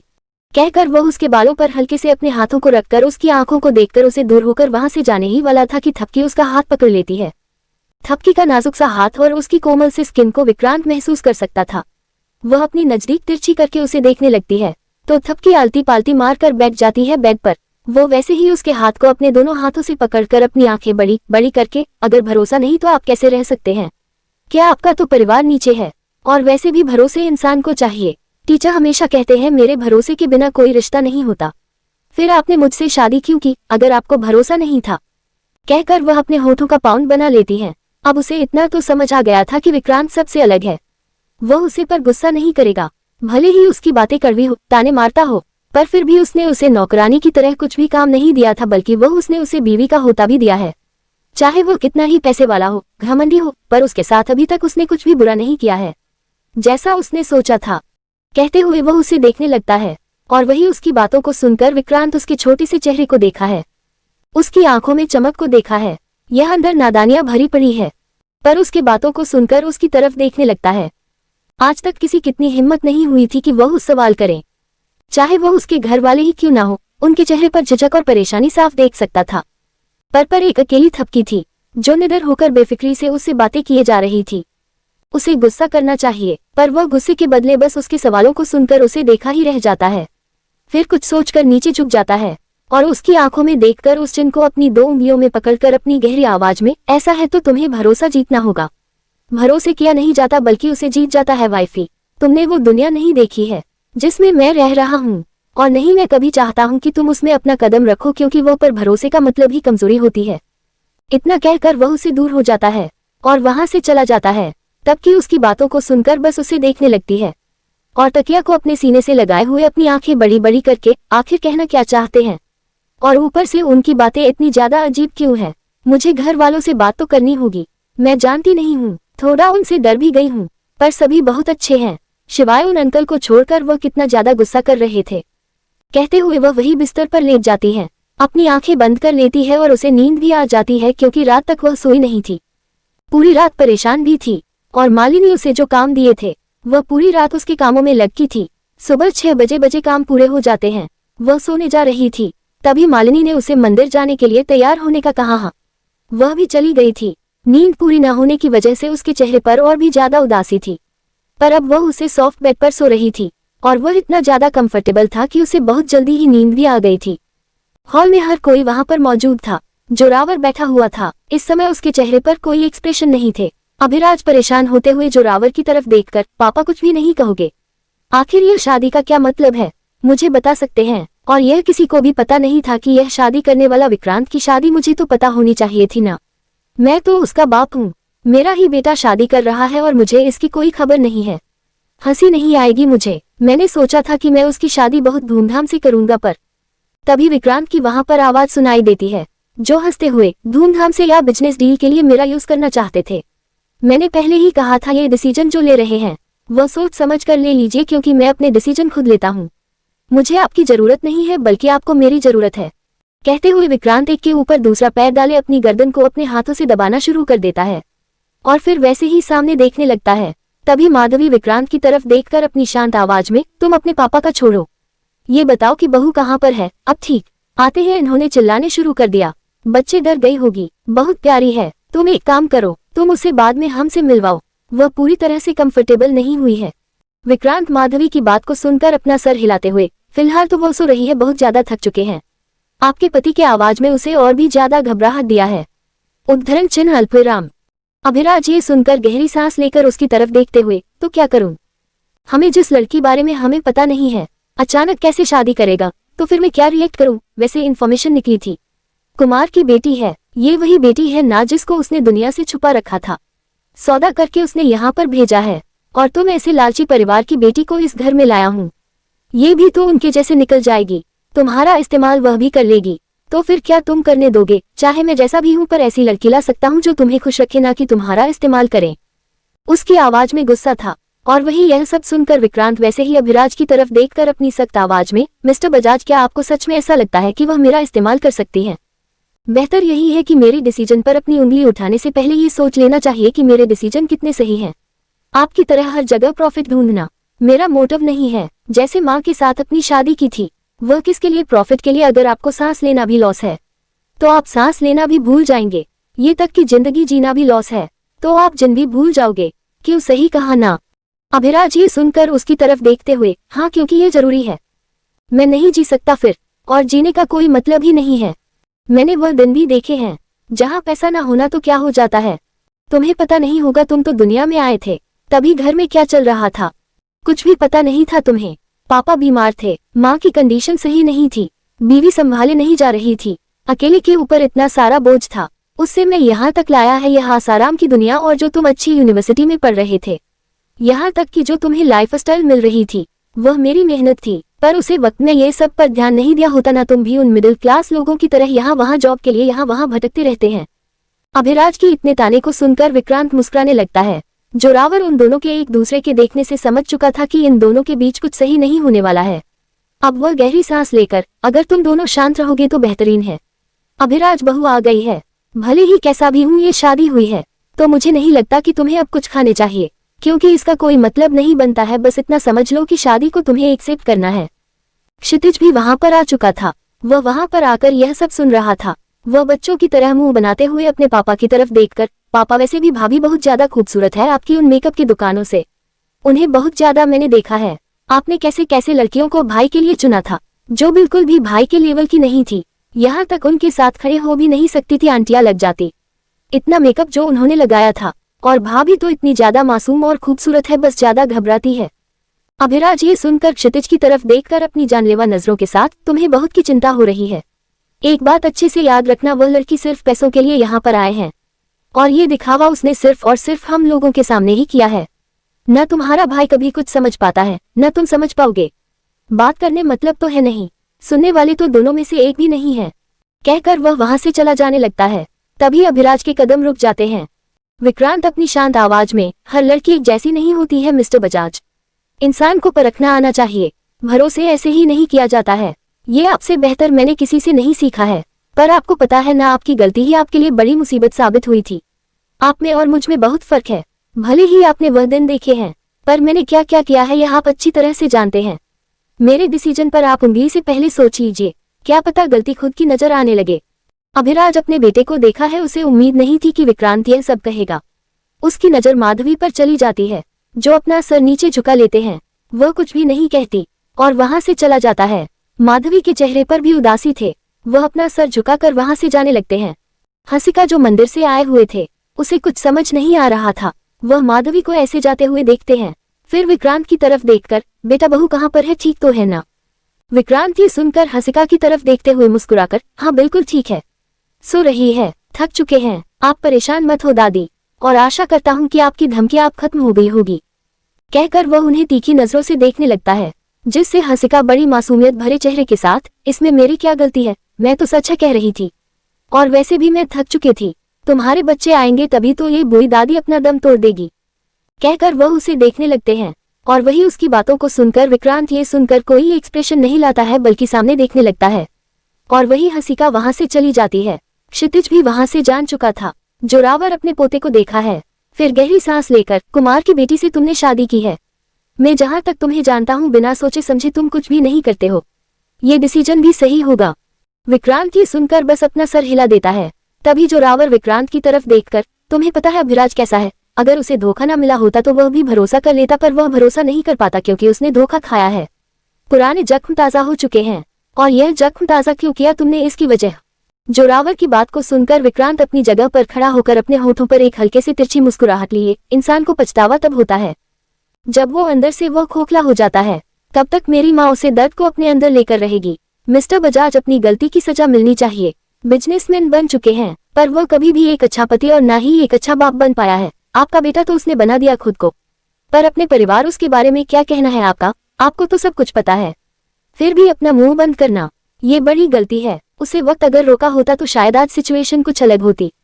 उसकी बातें और उसके तानों को सुनकर दादाजी खामोश हो जाते हैं और विक्रांत बिना कुछ बोले बिना उनकी तरफ देख गुनगुनाते हुए वहां से जाने लगता है।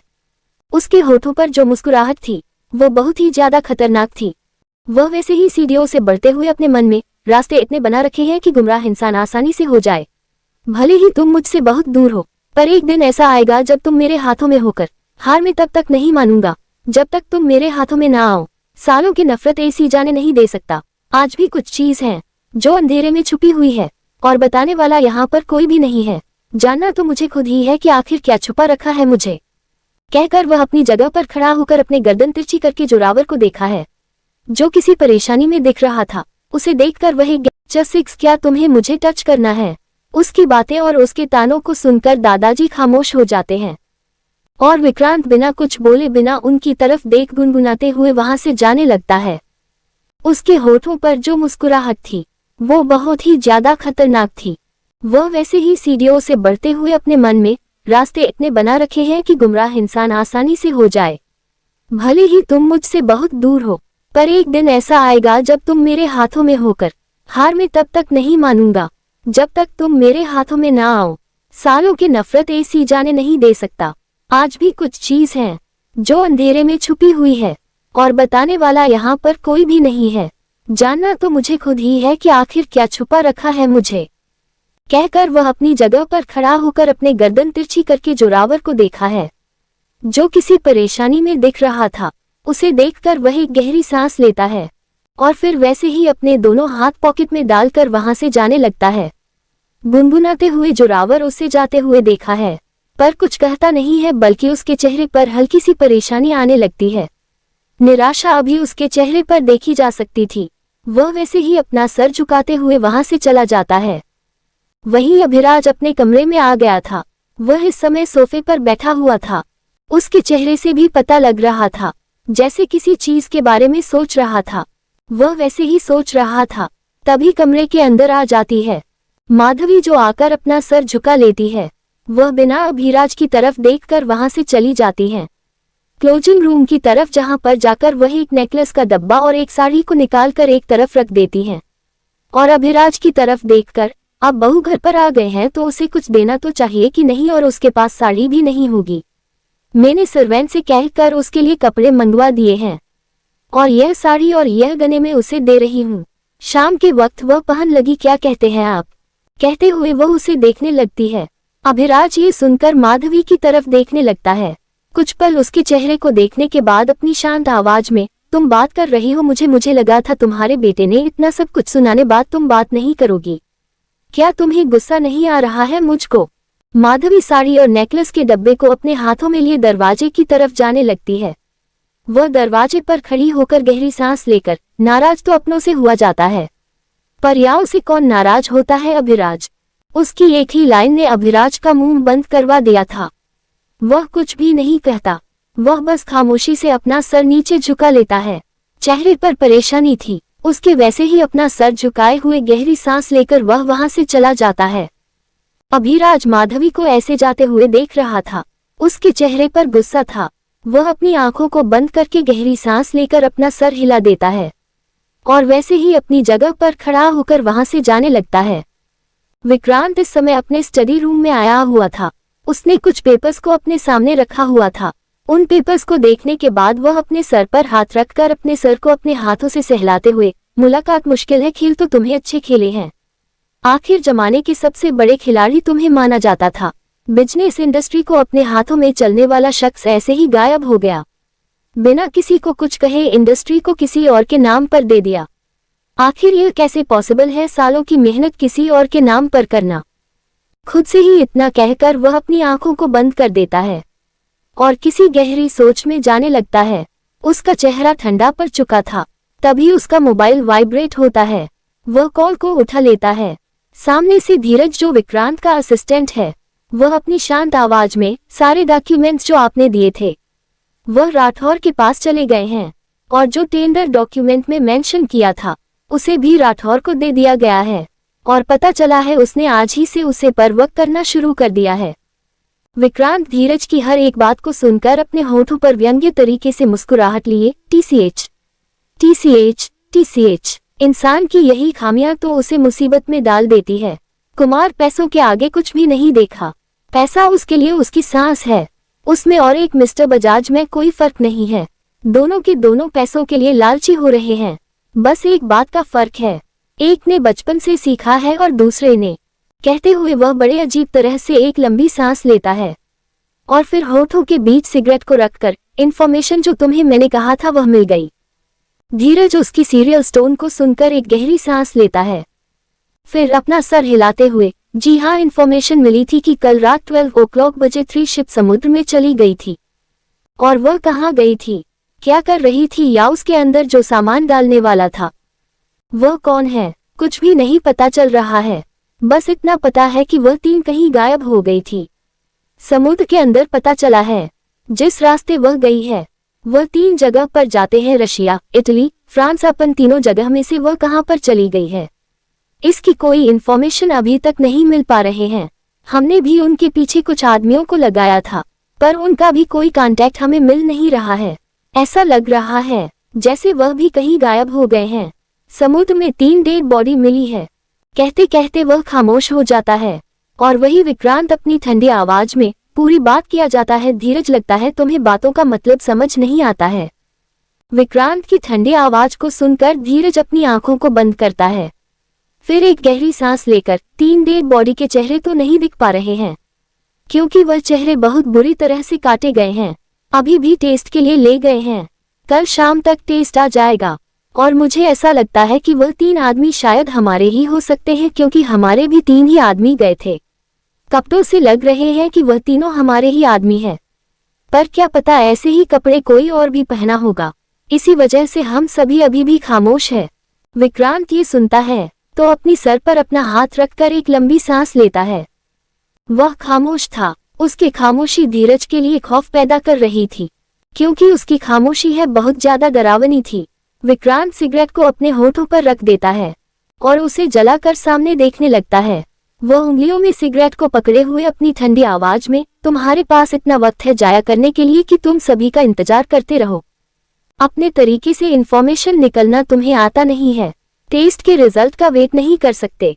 जितना हो सके उतना जल्दी इन्फॉर्मेशन निकालो और मुझे पता है कि तुम ये बहुत जल्दी ही करोगे। मैं अच्छे से जानता हूँ वह हर एक चीज के बारे में बहुत ज्यादा सतर्क रहता है, इसी वजह से अभी तक वह किसी की आंखों के सामने नहीं आया है। इसका मतलब यह नहीं है ना कि तुम वक्त का इंतजार करते रहोगे। इतना कहकर वह कॉल को कट कर देता है और सिगरेट को अपने होठों पर रखकर उसके लंबे कश लेने लगता है। फिर कुछ सोचकर सिगरेट को वहीं रखकर वह वहां से चला जाता है। जब वह रूम में कदम रखता है तो सामान्य बेड सो रही थपकी उसे दिखती है जो बहुत ही ज्यादा क्यूट लग रही थी। उसे वह देखता ही रह जाता है। व्हाइट कलर की वह ब्लैंकेट जो अब उसे पर बिखरी हुई थी, उसकी सोने का ढंग भी बहुत ज्यादा अजीब था। वह अपने कदम उसे तरफ लाने लगता है, बेड के सामने खड़ा हो जाता है और उसके पैरों को देखा है जो पूरी तरह से खुल चुके थे। उसके लेग जो देखने से ऐसा लग रहा था कि वह उसकी इनविटेशन दे रही है। उसकी बॉडी जिस तरह से उसने जो शर्ट पहना हुआ था ऊपर हो गया था, जिसकी वजह से उसका पेट उसके सामने था। लहंगे की वजह से उसका पेट से उसके सामने था। उसे वक्त वह देख सकता था कि वह कितनी ज्यादा नाजुक है और जब उसने उसे बाहों में उठाया था समझ गया था कि उसकी वाइफ ही कितनी ज्यादा नाजुक है। उसकी स्किन, उसकी मासूम सा चेहरा जब हल्का हल्का लाल लाल हो गया था, चेहरे को और भी ज्यादा क्यूट बना रहा था। बच्चों की तरह बार बार अपने होठों को आपस में प्रेस करना, फिर अपने होठों का पाउडर बनाना। नींद में ही अपने हाथों को वह पेट पर ले जाते हैं, जिसकी वजह से उसका शर्ट और भी ज्यादा ऊपर होने लगता है। वह बस उसे देखने लगता है। उसके चेहरे पर कोई एक्सप्रेशन नहीं थे। गहरी सांस लेकर वह अपनी आंखों को बंद कर देता है और अपने हाथों की मुट्ठियां बना लेता है। तभी वह महसूस कर सकता था, जिससे वह अपनी नजरें नीचे झुकाकर अपने पेंट की तरफ देखने लगता है, जिसे देखकर उसकी आंखें हल्की हल्की लाल हो जाती है और बिस्तर पर सो रही है। उसे नाजुक सी गुड़िया को देखने लगता है जो सो रही थी, पर अनजाने में ही उसके अंदर का जानवर को वह जगने लगी थी।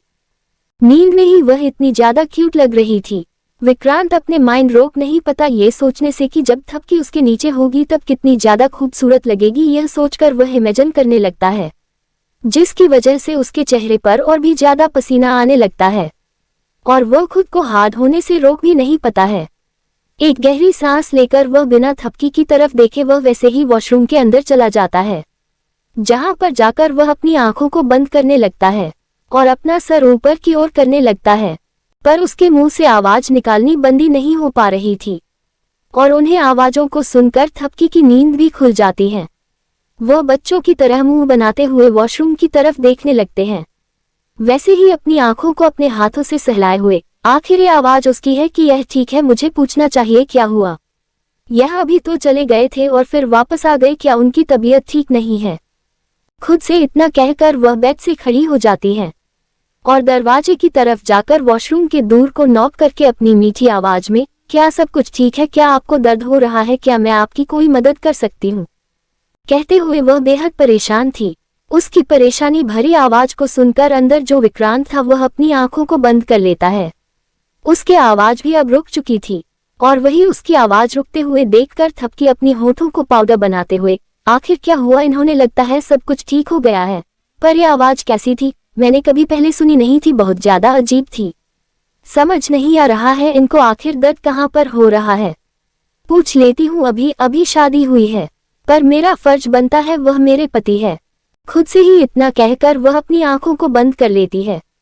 तभी वॉशरूम का दरवाजा खुल जाता है, जिससे थपकी सबसे नजर हटाकर सामने देखने लगती है। जैसे ही वह सामने देखते हैं, उसकी आंखें बड़ी बड़ी और उसका पूरा चेहरा उसे जलते हुए महसूस होने लगा है। उसकी आंखें तो सामने से होती नहीं रही थी, बल्कि उसकी पूरी बॉडी में अजीब सिहरन से उठ चुकी थी, यहाँ तक कि उसकी पूरी बॉडी में रोंगटे खड़े हो गए थे सामने देखकर। दरअसल सामने विक्रांत, जिसने अपने चेहरे पर ब्लैक कलर का मास्क पहना हुआ था, जिसकी वजह से उसके लिप्स ही देख रहे थे और आधे गाल दिख रहे थे, और साथ ही उसने व्हाइट कलर टॉवल पहना हुआ था। उसकी म्यूजिकली लीन एंड एथलेटिक थी। उसके सिक्स एब्स जो और भी ज्यादा उसे अट्रैक्टिव बना रहे थे। उसकी कमर पर वह टॉवल ऐसा लग रहा था जैसे हल्के से हवा के झोंके से ही वह टॉवल नीचे गिर जाएगा, इतना ज्यादा वह लूज था कि वह बस उसे देखते रह जाती है। उसका पूरा चेहरा लाल लाल होने लगा था, पर वो बेशर्म की तरह वह बस उसे देख रही थी। भले ही उसे शर्म आ रही है, फिर भी वह उसे पर ही अपने नजर डाले हुए थे। विक्रांत उसके चेहरे को देख रहा था। वह नीचे झुककर उसकी गहरी काली आंखों में देखकर, क्या तुम्हें से टच करना है? कहकर वह उसका हाथ पकड़ लेता है। थपकी तो बस उसे देख रही थी, उसे कुछ भी समझ नहीं आ रहा था। वह उसकी डेविल आइज में देखते हैं तो अपनी आंखें बड़ी बड़ी उसे देखने नहीं लगती है। उसका चेहरा टमाटर की तरह लाल लाल होने लगा था। वह जल्दी से उसे अपना हाथ दूर करते हुए, आप मुझे जाने दीजिए, मुझे लगा कि आपको कहीं चोट लगी है, मैं बस वही पूछने आई थी, पर लगता है आप ठीक है तो मैं जाती हूँ। कहते कहते वह अपनी नजर इधर उधर करने लगती है और वही उसकी बातों को सुनकर विक्रांत उसका हाथ वैसे ही पड़ते हुए उसकी आंखों में देखकर, क्या हुआ? तुम्हें ही तो टच करना था, तुम्हारी आंखों में देख रहा है। क्या तुम चाहती हो कुछ और? तुम्हें काम चाहिए था ना? थपकी का चेहरा लाल लाल होने लगा था। वह उसे देख रहे थे, उसे कुछ भी समझ नहीं आ रहा था। वह क्या कहे, उसकी आंखों में घबराहट है, वह बस अपना सर हिला देती है। वही विक्रांत उसके चेहरे को देखकर उसके बहुत नजदीक, जहां पर उसके कानों में अपनी गर्म सांस छोड़ते हुए, वाइफी इससे बेहतर काम कोई और हो ही नहीं सकता, तुम्हें नहीं लगता कि तुम्हें इस करना चाहिए? कहते हुए उसकी आंखों में देखने लगता है। उसे खुद भी नहीं समझ आ रहा था कि वह क्या कह रहा था। वह खुद के इस बातों से खुद भी हैरान तो हो गया था, पर वह बिल्कुल भी उसके हाथ को नहीं रोकना और वही थपकी की हालत बहुत खराब होने लगे थे। वह जल्दी से अपना हाथ उससे दूर करते हुए, बिल्कुल भी नहीं, ये काम बिल्कुल अच्छा नहीं, और वैसे भी मुझे आपको टच नहीं करना है, बल्कि मुझे कुछ काम है, मैं जा रही हूँ। मुझे घर वालों से भी मिलना है, उनसे भी मैं मिला भी नहीं, उनसे बात भी नहीं किया। अपने आप बहुत ज्यादा बुरे हो, आप ऐसे कैसे कर सकते हो? कहते कहते वह अपनी नजर इधर उधर करने लगती है। उसका चेहरा बहुत ज्यादा लाल लाल हो चुका था। Just 7 my sweet भाभी's name is seesaw. Wifey, इससे बेहतर काम कोई और हो ही नहीं सकता, तुम्हें नहीं लगता कि तुम्हें इस करना चाहिए? कहते हुए उसकी आंखों में देखने लगता है। उसे खुद भी नहीं समझ आ रहा था कि वह क्या कह रहा था। वह खुद के इस बातों से खुद भी हैरान तो हो गया था, पर वह बिल्कुल भी उसके हाथ को नहीं रोकना और वही थपकी की हालत बहुत खराब होने लगे थे। वह जल्दी से अपना हाथ उससे दूर करते हुए, बिल्कुल भी नहीं, ये काम बिल्कुल अच्छा नहीं, और वैसे भी मुझे आपको टच नहीं करना है, बल्कि मुझे कुछ काम है। मैं जा रही हूँ, मुझे घर वालों से भी मिलना है। उनसे भी मैं मिला भी नहीं, उनसे बात भी नहीं किया। अपने आप बहुत ज्यादा बुरे हो, आप ऐसे कैसे कर सकते हो? कहते कहते वह अपनी नजर इधर उधर करने लगती है। उसका चेहरा बहुत ज्यादा लाल लाल हो चुका था, और वही उसके लाल हुए चेहरे को देखकर विक्रांत उसका हाथ वैसे ही पकड़कर अपने तरफ खींचकर वैसे ही उसकी आंखों में देखते हुए, शुश, तुम्हारा चेहरा इतना लाल क्यों होता जा रहा है? वाइफी, मैं बुरा हूं, पर मैंने क्या किया है? कहकर वह उसके गर्दन पर अपने नोज ले जाता है और स्मेल करने लगता है। उसकी फ्रेग्रेंस जो उसके बॉडी से आ रही थी, उसकी फ्रेग्रेंस की वो स्मेल जो उसकी बॉडी की है, उससे स्मेल करके वह मुस्कुराने लगता है और वैसे ही उसके कानों में अपनी गर्म सांस छोड़ते हुए, I am addicted to the way you smell, your scent is like a magnet that draws me in. उसकी इतनी ज्यादा अजीब सी बातों को समझ नहीं आता है। वह अपनी नजरें तिरछी करके उसे देखते हुए, what do you mean? My perfume. वह घबराए हुए नजरों से उसे देखने लगती है, और वही उसकी बातों को सुनकर विक्रांत अपने होठों पर डेविलिश स्माइल लिए, no it's just you, your skin, your hair, everything, you smell like vanilla and sunshine. कहते हुए वो उसके कान को अपने मुंह में डाल देता है, जिससे थपकी की पूरी बॉडी में रोंगटे खड़े हो गए थे। वह अपने गले से जैसे तैसे आवाज निकालकर अपने होठों पर जबरदस्त मुस्कुराहट लिए अपनी मासूम आवाज में, दैट्स क्वाइट अ कॉम्प्लीमेंट, कहकर मासूमियत भरा सवाल सुनकर विक्रांत उसकी कमर को पकड़कर अपनी तरफ खींचकर उसके कान को बाइट करके अपनी गहरी आवाज में, no I am serious, I can't get enough of it, कहकर वह उससे दूर तो हो जाता है, पर वही उसकी इस बात को सुनकर और उसके ऐसे बाइट करने से थपकी के आंखों में आंसू आ जाते हैं। वह अपने कान को सहलाते हुए उसे देखने लगते हैं, और वही उसकी आंखों में आंसू देखकर विक्रांत उसके चेहरे को अपने दोनों हाथों में पकड़ लेता है, तब कि उसके मांस को देखते हैं। फिर उसकी आंखों में देखकर बच्चों की तरह मुंह बनाते हुए, आपने मुझे काटा क्यों? मुझे दर्द हो रहा है। मैंने क्या किया जो आपने इतनी जोर से काटा है? देखो मेरा कान दर्द कर रहा है, आप बहुत ज्यादा बुरे हो। कहते हुए वह उसे देखने लगते हैं, अपनी आंखें छोटी छोटी करके। वही उसकी बातों को सुनकर विक्रांत उसके आंसुओं को अपने मुंह के अंदर डाल देता है और उससे दूर होकर उसकी आंखों में देखने लगता है, जिसकी वजह से थपकी अपनी आंखें बड़ी बड़ी कर लेती है। विक्रांत वैसे ही उसकी आंखों में देखकर अपने गहरी आवाज में, शुश, ये तो बस शुरुआत है, अभी से ही तुम्हें इतना ज्यादा दर्द होने लगा है, आगे क्या होगा वाइफी? मैं एक वाइल्ड बीस्ट हूँ, सही संभलने के लिए तुम्हें बहुत मेहनत करनी है। कहते हुए वह उसके हाथ पर अपने होठों को रखकर उसे दूर होते हुए, आज के लिए यही काफी है, पर अगर मेरे एक्सपेक्टेशन बनने लगी तो तुम्हारे लिए बहुत बुरा हो सकता है, कहकर वह वहां से चला जाता है। और वही उसके हर एक बात और उसकी गर्म सांसें अपने ऊपर महसूस करके थपकी को अलग ही बेचैनी महसूस होने लगी थी। उसकी दिल की धड़कनें बढ़ने लगी थी। उसे समझ नहीं आ रहा था कि ऐसा क्यों हो रहा है। वह जल्दी से वॉशरूम के अंदर जाने लगते हैं, क्योंकि वह अपने ऐसे चेहरे को विक्रांत के सामने तो बिल्कुल नहीं दिखा सकती, और पता भी नहीं वह उसे क्या रहेगा। यही सोचकर वह वॉशरूम के अंदर जाकर पहले अपने चेहरे को पानी की मदद से धोने लगती है, फिर गहरी गहरी सांस लेकर खुद को देखकर अपनी आंखें बड़ी बड़ी करके रोने वाली आवाज में, आखिर ये कहना क्या चाहते हैं और उनकी बातें इतनी ज्यादा अजीब क्यों हैं? भगवान ही जाने यह इतने ज्यादा अजीब क्यों हैं, और ऊपर से इनकी हरकतें समझ नहीं आ रहा है कि आखिर यह ऐसा क्यों है। शैतान और ये दोनों एक जैसे हैं। मुझे तो लग रहा शैतान भी इनके पीछे होगा। ये तो इतने से तो खतरनाक है, और उनकी बातें हम ऊपर से काटते भी हैं। मेरा कान दर्द कर रहा है, कहकर वह अपने कान को सहलाने लगते हैं। तभी वह देखते हैं उसका कान लाल लाल हो गया है, यहाँ तक कि उसे अपने बॉडी पर बर्निंग सेंसेशन महसूस होने लगता है। वह अपनी आंखों को बंद करके गहरी सांस लेकर छोटे बच्चों की तरह मुंह बनाते हुए, बीस्ट कहाँ है? उसने आखिर यह इतना ज्यादा शैतान क्यों है?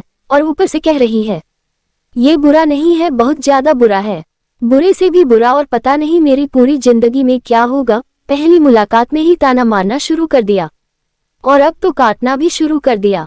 पता नहीं आगे क्या क्या करेंगे। पहले उन्होंने धमकी दी है, आगे कौन सा दर्द देंगे, और ऊपर से इनकी हरकतें। मेरा हाथ कहते हुए उसका हाथ कांपने लगता है और वह जल्दी से अपने हाथ को पानी से धोने लगती है। उसका चेहरा पूरी तरह से जल रहा था। उसके दिल की धड़कन में बढ़ने लगी थी। वह अपनी आंखों को कस के बंद करके गहरी सांस लेने लगती है। उसका चेहरा और भी ज्यादा लाल लाल होने लगा था। वह खुद को जैसे तैसे संभल कर वहां आते हैं तो उसे कोई भी कमरे में नजर नहीं आता है। वह चारों तरफ देखने लगती है, वहां पर भी उसे कोई भी नहीं मिलता है। ये देखकर वह अपने दोनों हाथ कमर पर रखकर, अभी तो यहाँ पर थे, आप कहाँ पर चले गए? चलो छोड़ दो, मैं बाहर जाती हूँ। वैसे भी आंटी और दादी से भी बात नहीं हुई पाई है, मैं उनसे भी बात करके आता हूँ, क्या पता कुछ बातें हो जाए। वैसे भी अब तो हम सभी एक ही घर के हैं और अगर मैं उनसे बात नहीं करूंगी तो उन्हें लगेगा कि मैं बहुत ज्यादा आपको दूर हूँ। और वैसे भी अंकल तो बहुत ज्यादा परेशान थी, गुस्सा भी कर रहे थे। मुझे ना उनसे बात करना चाहिए। खुद से ही इतना सब कुछ सोचते सोचते हुए गहरी सांस लेती है और वैसे ही कमरे से बाहर चले जाती है। उसमें नॉर्मल कपड़े पहने हुए थे, टी शर्ट और नीचे ट्राउजर, हाथों में कंगन तो थे, गले में मंगलसूत्र, मांग में सिंदूर तो था। वह एक गहरी सांस लेकर बाहर आ जाते हैं। उसने ये फ्लोर देखा था, ये सबसे ऊपर वाला फ्लोर था तो बहुत ज्यादा खूबसूरत था। पैलेस दिखने में बहुत ज्यादा अट्रैक्टिव था। वह राठौर पैलेस में तो रह चुकी थी और रात और पैलेस जिस तरह से था खूबसूरत तो था, पर इतना नहीं। बजाज परिवार में बहुत सारे पैसे लगाए थे पैलेस को बनाने के लिए, क्योंकि इंटीरियर डिजाइन से लेकर वहां की पेंटिंग से लेकर हर एक चीज परफेक्ट लगाई गई थी, जैसे वह चीज उसी के लिए बनाई गई है। थपकी अपनी गहरी काली आंखें बड़ी बड़ी करके सीढ़ियों से नीचे आ रही थी। वह चारों तरफ देख ही रही थी, उसका पर कब एक सीढ़ी नीचे चला जाता है और बैलेंस न होने की वजह से गिरने वाली थी कि तभी उसे कोई पकड़ लेता है, जिससे वह अपनी आंखें कस के बंद कर लेती है। घबराहट तो उसके चेहरे पर थी और यहाँ तक कि उसकी पूरी बॉडी में रोंगटे खड़े हो गए थे। पर जब वह यह महसूस करती है कि वह गिरने वाली है, पर किसी के मजबूत हाथों को महसूस करके वह एक लंबी सांस लेते हैं और जब अपनी आंखें खोलता है तो सामने क्षितिज, जिसने अपनी होठों पर बड़ी सी मुस्कुराहट और आंखों में चमक लिए, उसे देख रहा था। ये देखकर वह घबराने लगते हैं तो क्षितिज उसे उसकी जगह पर खड़ा करके अपने दोनों कान पकड़कर, सॉरी जानवर नहीं किया, मुझे लगा कि हम गिरने वाली है। वैसे तुम भाभी बोलना थोड़ा अजीब लगेगा क्योंकि ऐसा लगता है कि आप मुझसे छोटी हो, तो क्यों ना हम कंफर्टेबल नाम रख लिया जाए।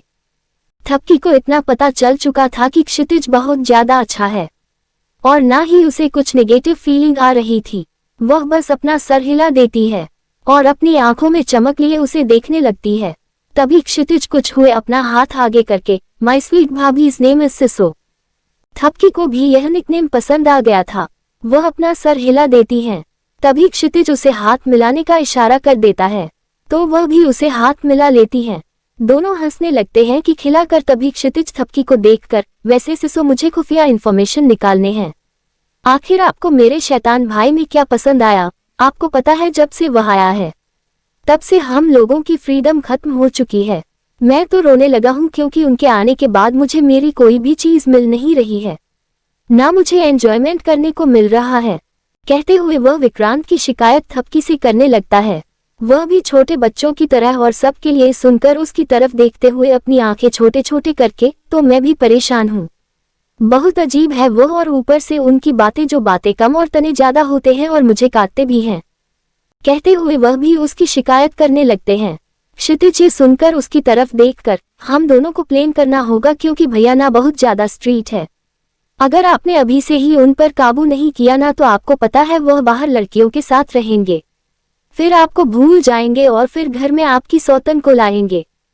कहते हुए वह बड़ी मासूमियत से कहा लगता है, और वही यह सुनकर थपकी अपनी आंखें बड़ी बड़ी कर लेती है।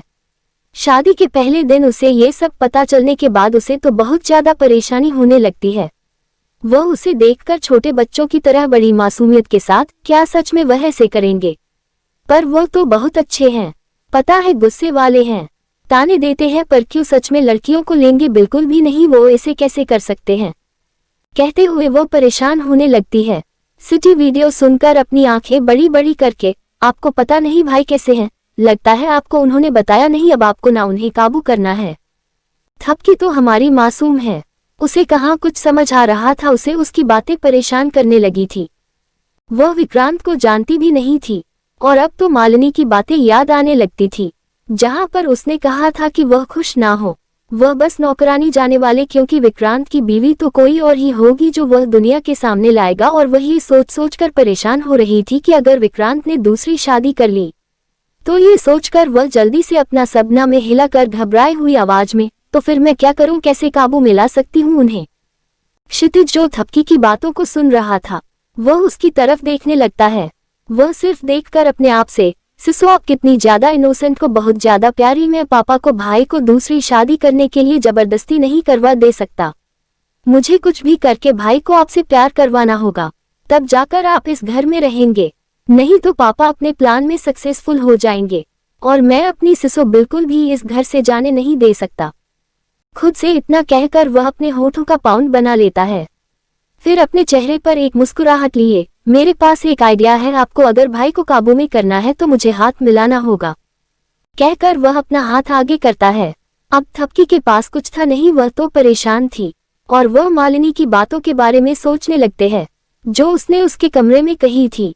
ये याद करते हैं वो परेशान होने लगते हैं और जल्दी से अपनी आंखें बड़ी बड़ी करके उसके हाथ पर अपना हाथ रख देता है और वही क्षितिज ये देखकर मुस्कुराने लगता है। वह उसे देखने लगता है, फिर कुछ सोचते हुए, आपको पता है भाई की दोस्त भी है और सभी भाई को पसंद करते हैं, तो पहले आपको भाई को अपने प्यार के जाल में फंसना होगा, उद्धरण चिन्ह अल्पविराम, कहते हुए वह अपनी होठों पर बड़ी सी मुस्कुराहट लाता है। और वही यह सुनकर थपकी अपनी आंखें बड़ी बड़ी करके, पर थपकी यह सब कैसे करेगी, मुझे नहीं पता, समझ में आता है मैं नहीं कर पाऊंगी, प्यार की चाल में कैसे फंसाते हैं, कहते हुए वह अपनी आंखें बड़ी बड़ी करके उसे देखने लगती है। और वही यह सुनकर क्षितिज अपनी कॉलर को सही करके अपने होठों पर बड़ी सी मुस्कुराहट लिए, सिसो में हूं ना यहाँ पर, मैं किसके लिए हूं यहाँ पर, आपका प्यारा सा मासूम सा देवर आपको हर एक इन्फॉर्मेशन देगा, बस आपको वह फॉलो करना है। ये सुनते ही थपकी भी अपना सर हिला देती है, उसे पता नहीं था कि आगे क्या करना है और वही क्षितिज का दिमाग कुछ काम करने लगा था।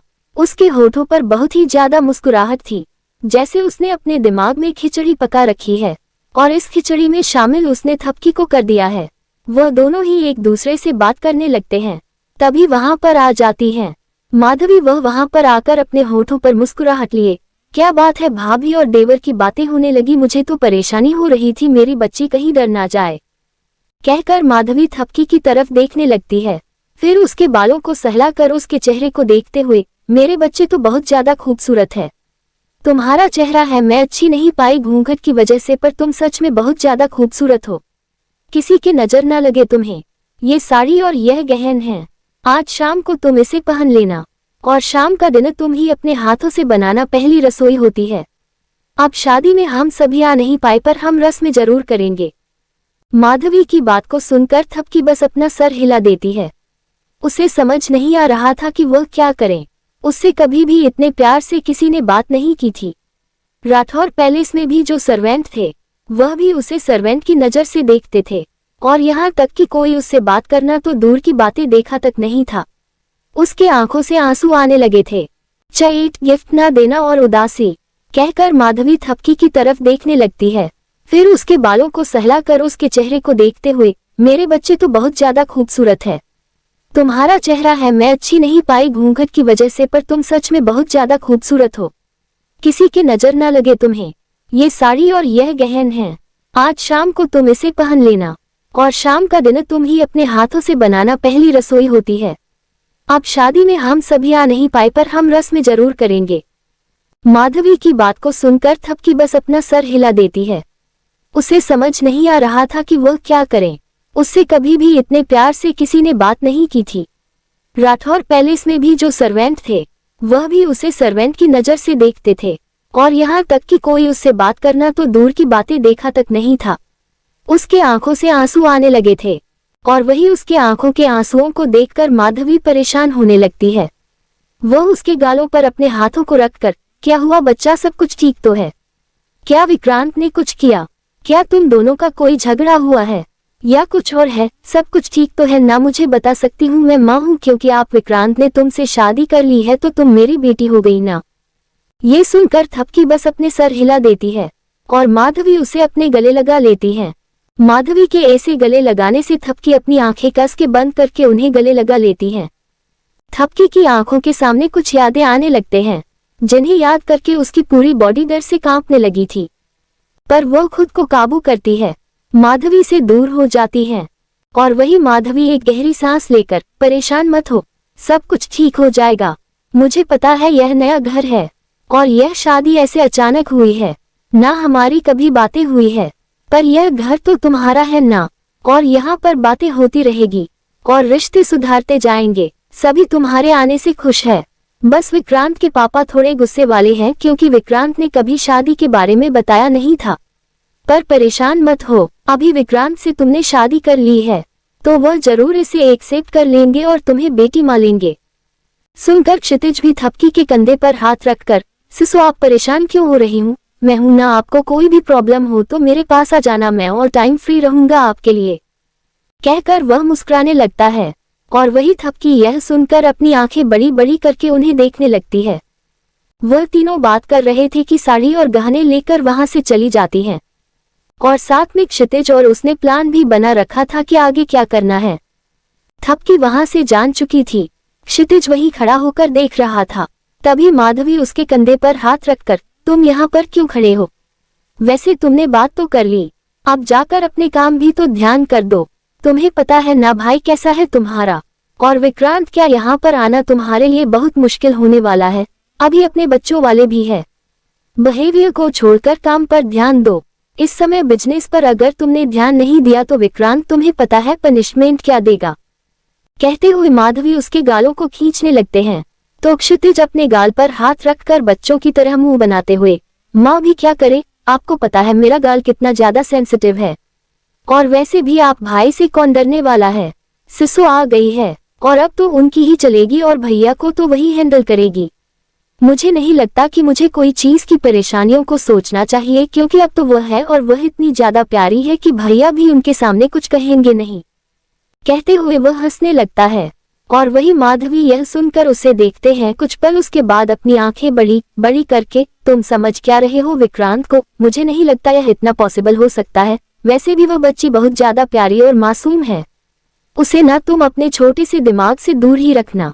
क्षितिज ये सुनकर अपनी आंखें बड़ी बड़ी करके बड़ी मासूमियत से, मैं क्या कर रहा हूँ, अब सिसो दोस्ती भी नहीं कर सकता, और वैसे भी भैया ने जो मुझ पर अत्याचार किए हैं उनका चुन चुन कर मैं बदला लेने वाला हूँ। मुझे तो उनका चेहरा देखना है, मतलब उन्होंने कभी भी अपना चेहरा नहीं दिखाया और आपने कभी बताया भी नहीं कि वह चेहरा क्यों नहीं दिखाते, आप हमेशा ये सबसे छुपाते रहते हो, पर क्यों। कहते हुए वह बच्चों की तरह जिद करने लगता है और वही यह सुनकर माधवी जो मुस्कुरा रही थी, उससे बात किए जा रही, अब तो वह पूरी तरह से खामोश हो जाती है। उसके होठों पर जो मुस्कुराहट थी वह भी गायब हो गई थी, बल्कि उसके चेहरे पर हल्की से पसीना आने लगता है।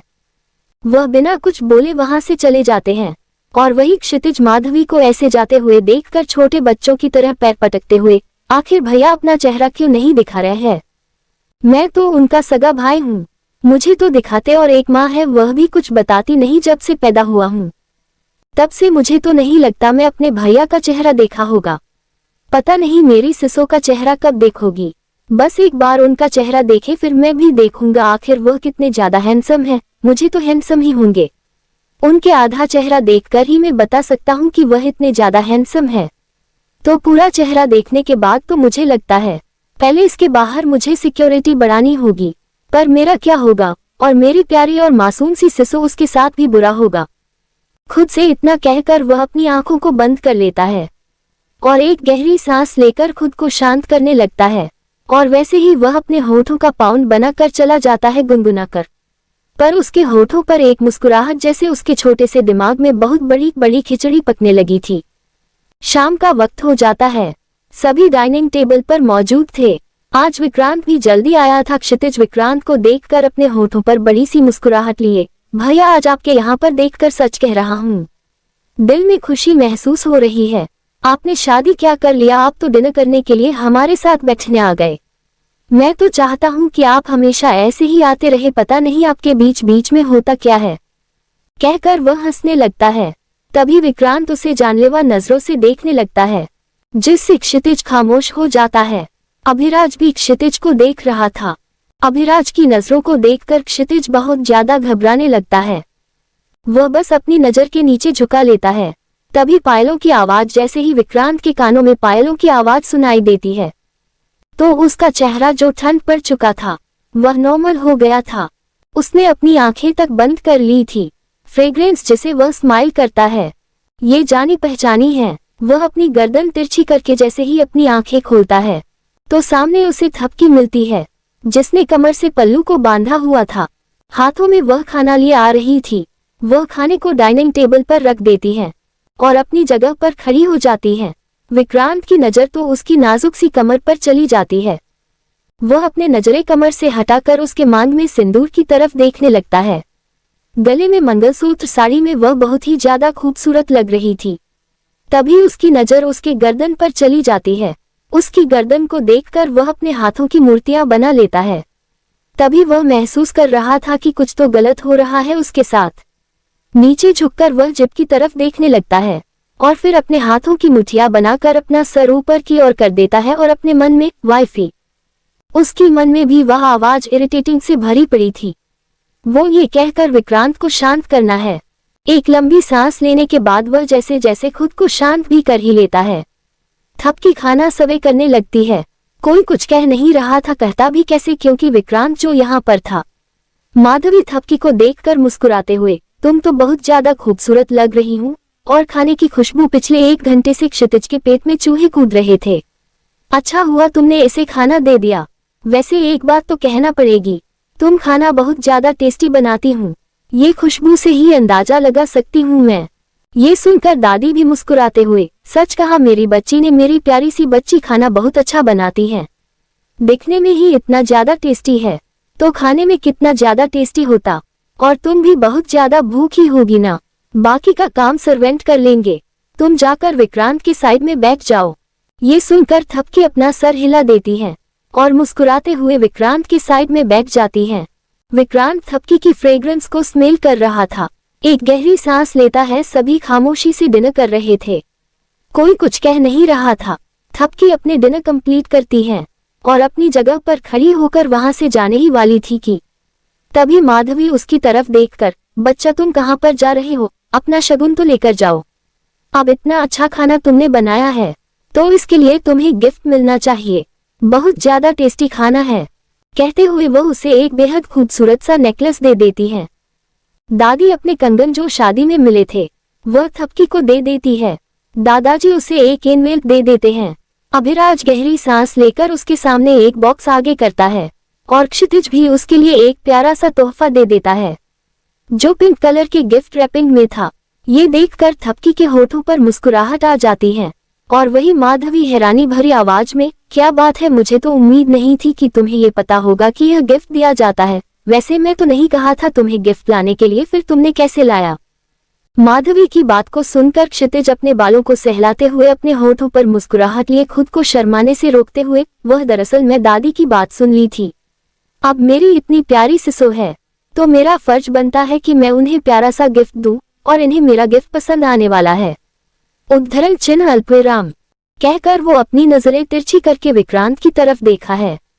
फिर धीरे से थपकी के कान में कुछ कहकर अपने होठों पर मुस्कुराहट लिए बैठ जाता है। उसके होठों पर एक बड़ी सी मुस्कुराहट थी। थपकी उसकी बात को सुनकर बस अपना सर हिला देती है।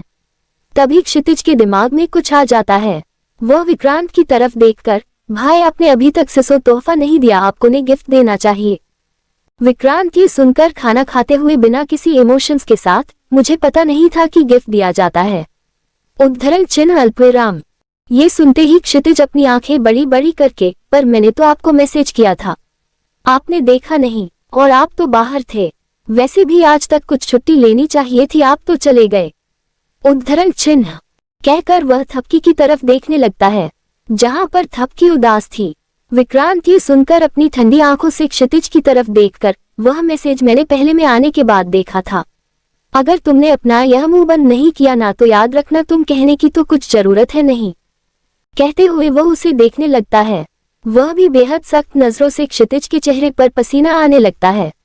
अब वह अपना सर नीचे झुका लेता है। थपकी वहां से चली जाती है। वह ये देख सकती थी कि विक्रांत ने उसे एक बार भी देखा नहीं, ना ही कुछ कहा। वही थपकी की पीठ को विक्रांत देख रहा था, पर वह कुछ कहता नहीं है, बल्कि वह वैसे ही खामोशी से खाना खाने लगता है। वही क्षितिज जो खाना खा रहा था, वह उसके गले से आप नीचे नहीं जा रहा था।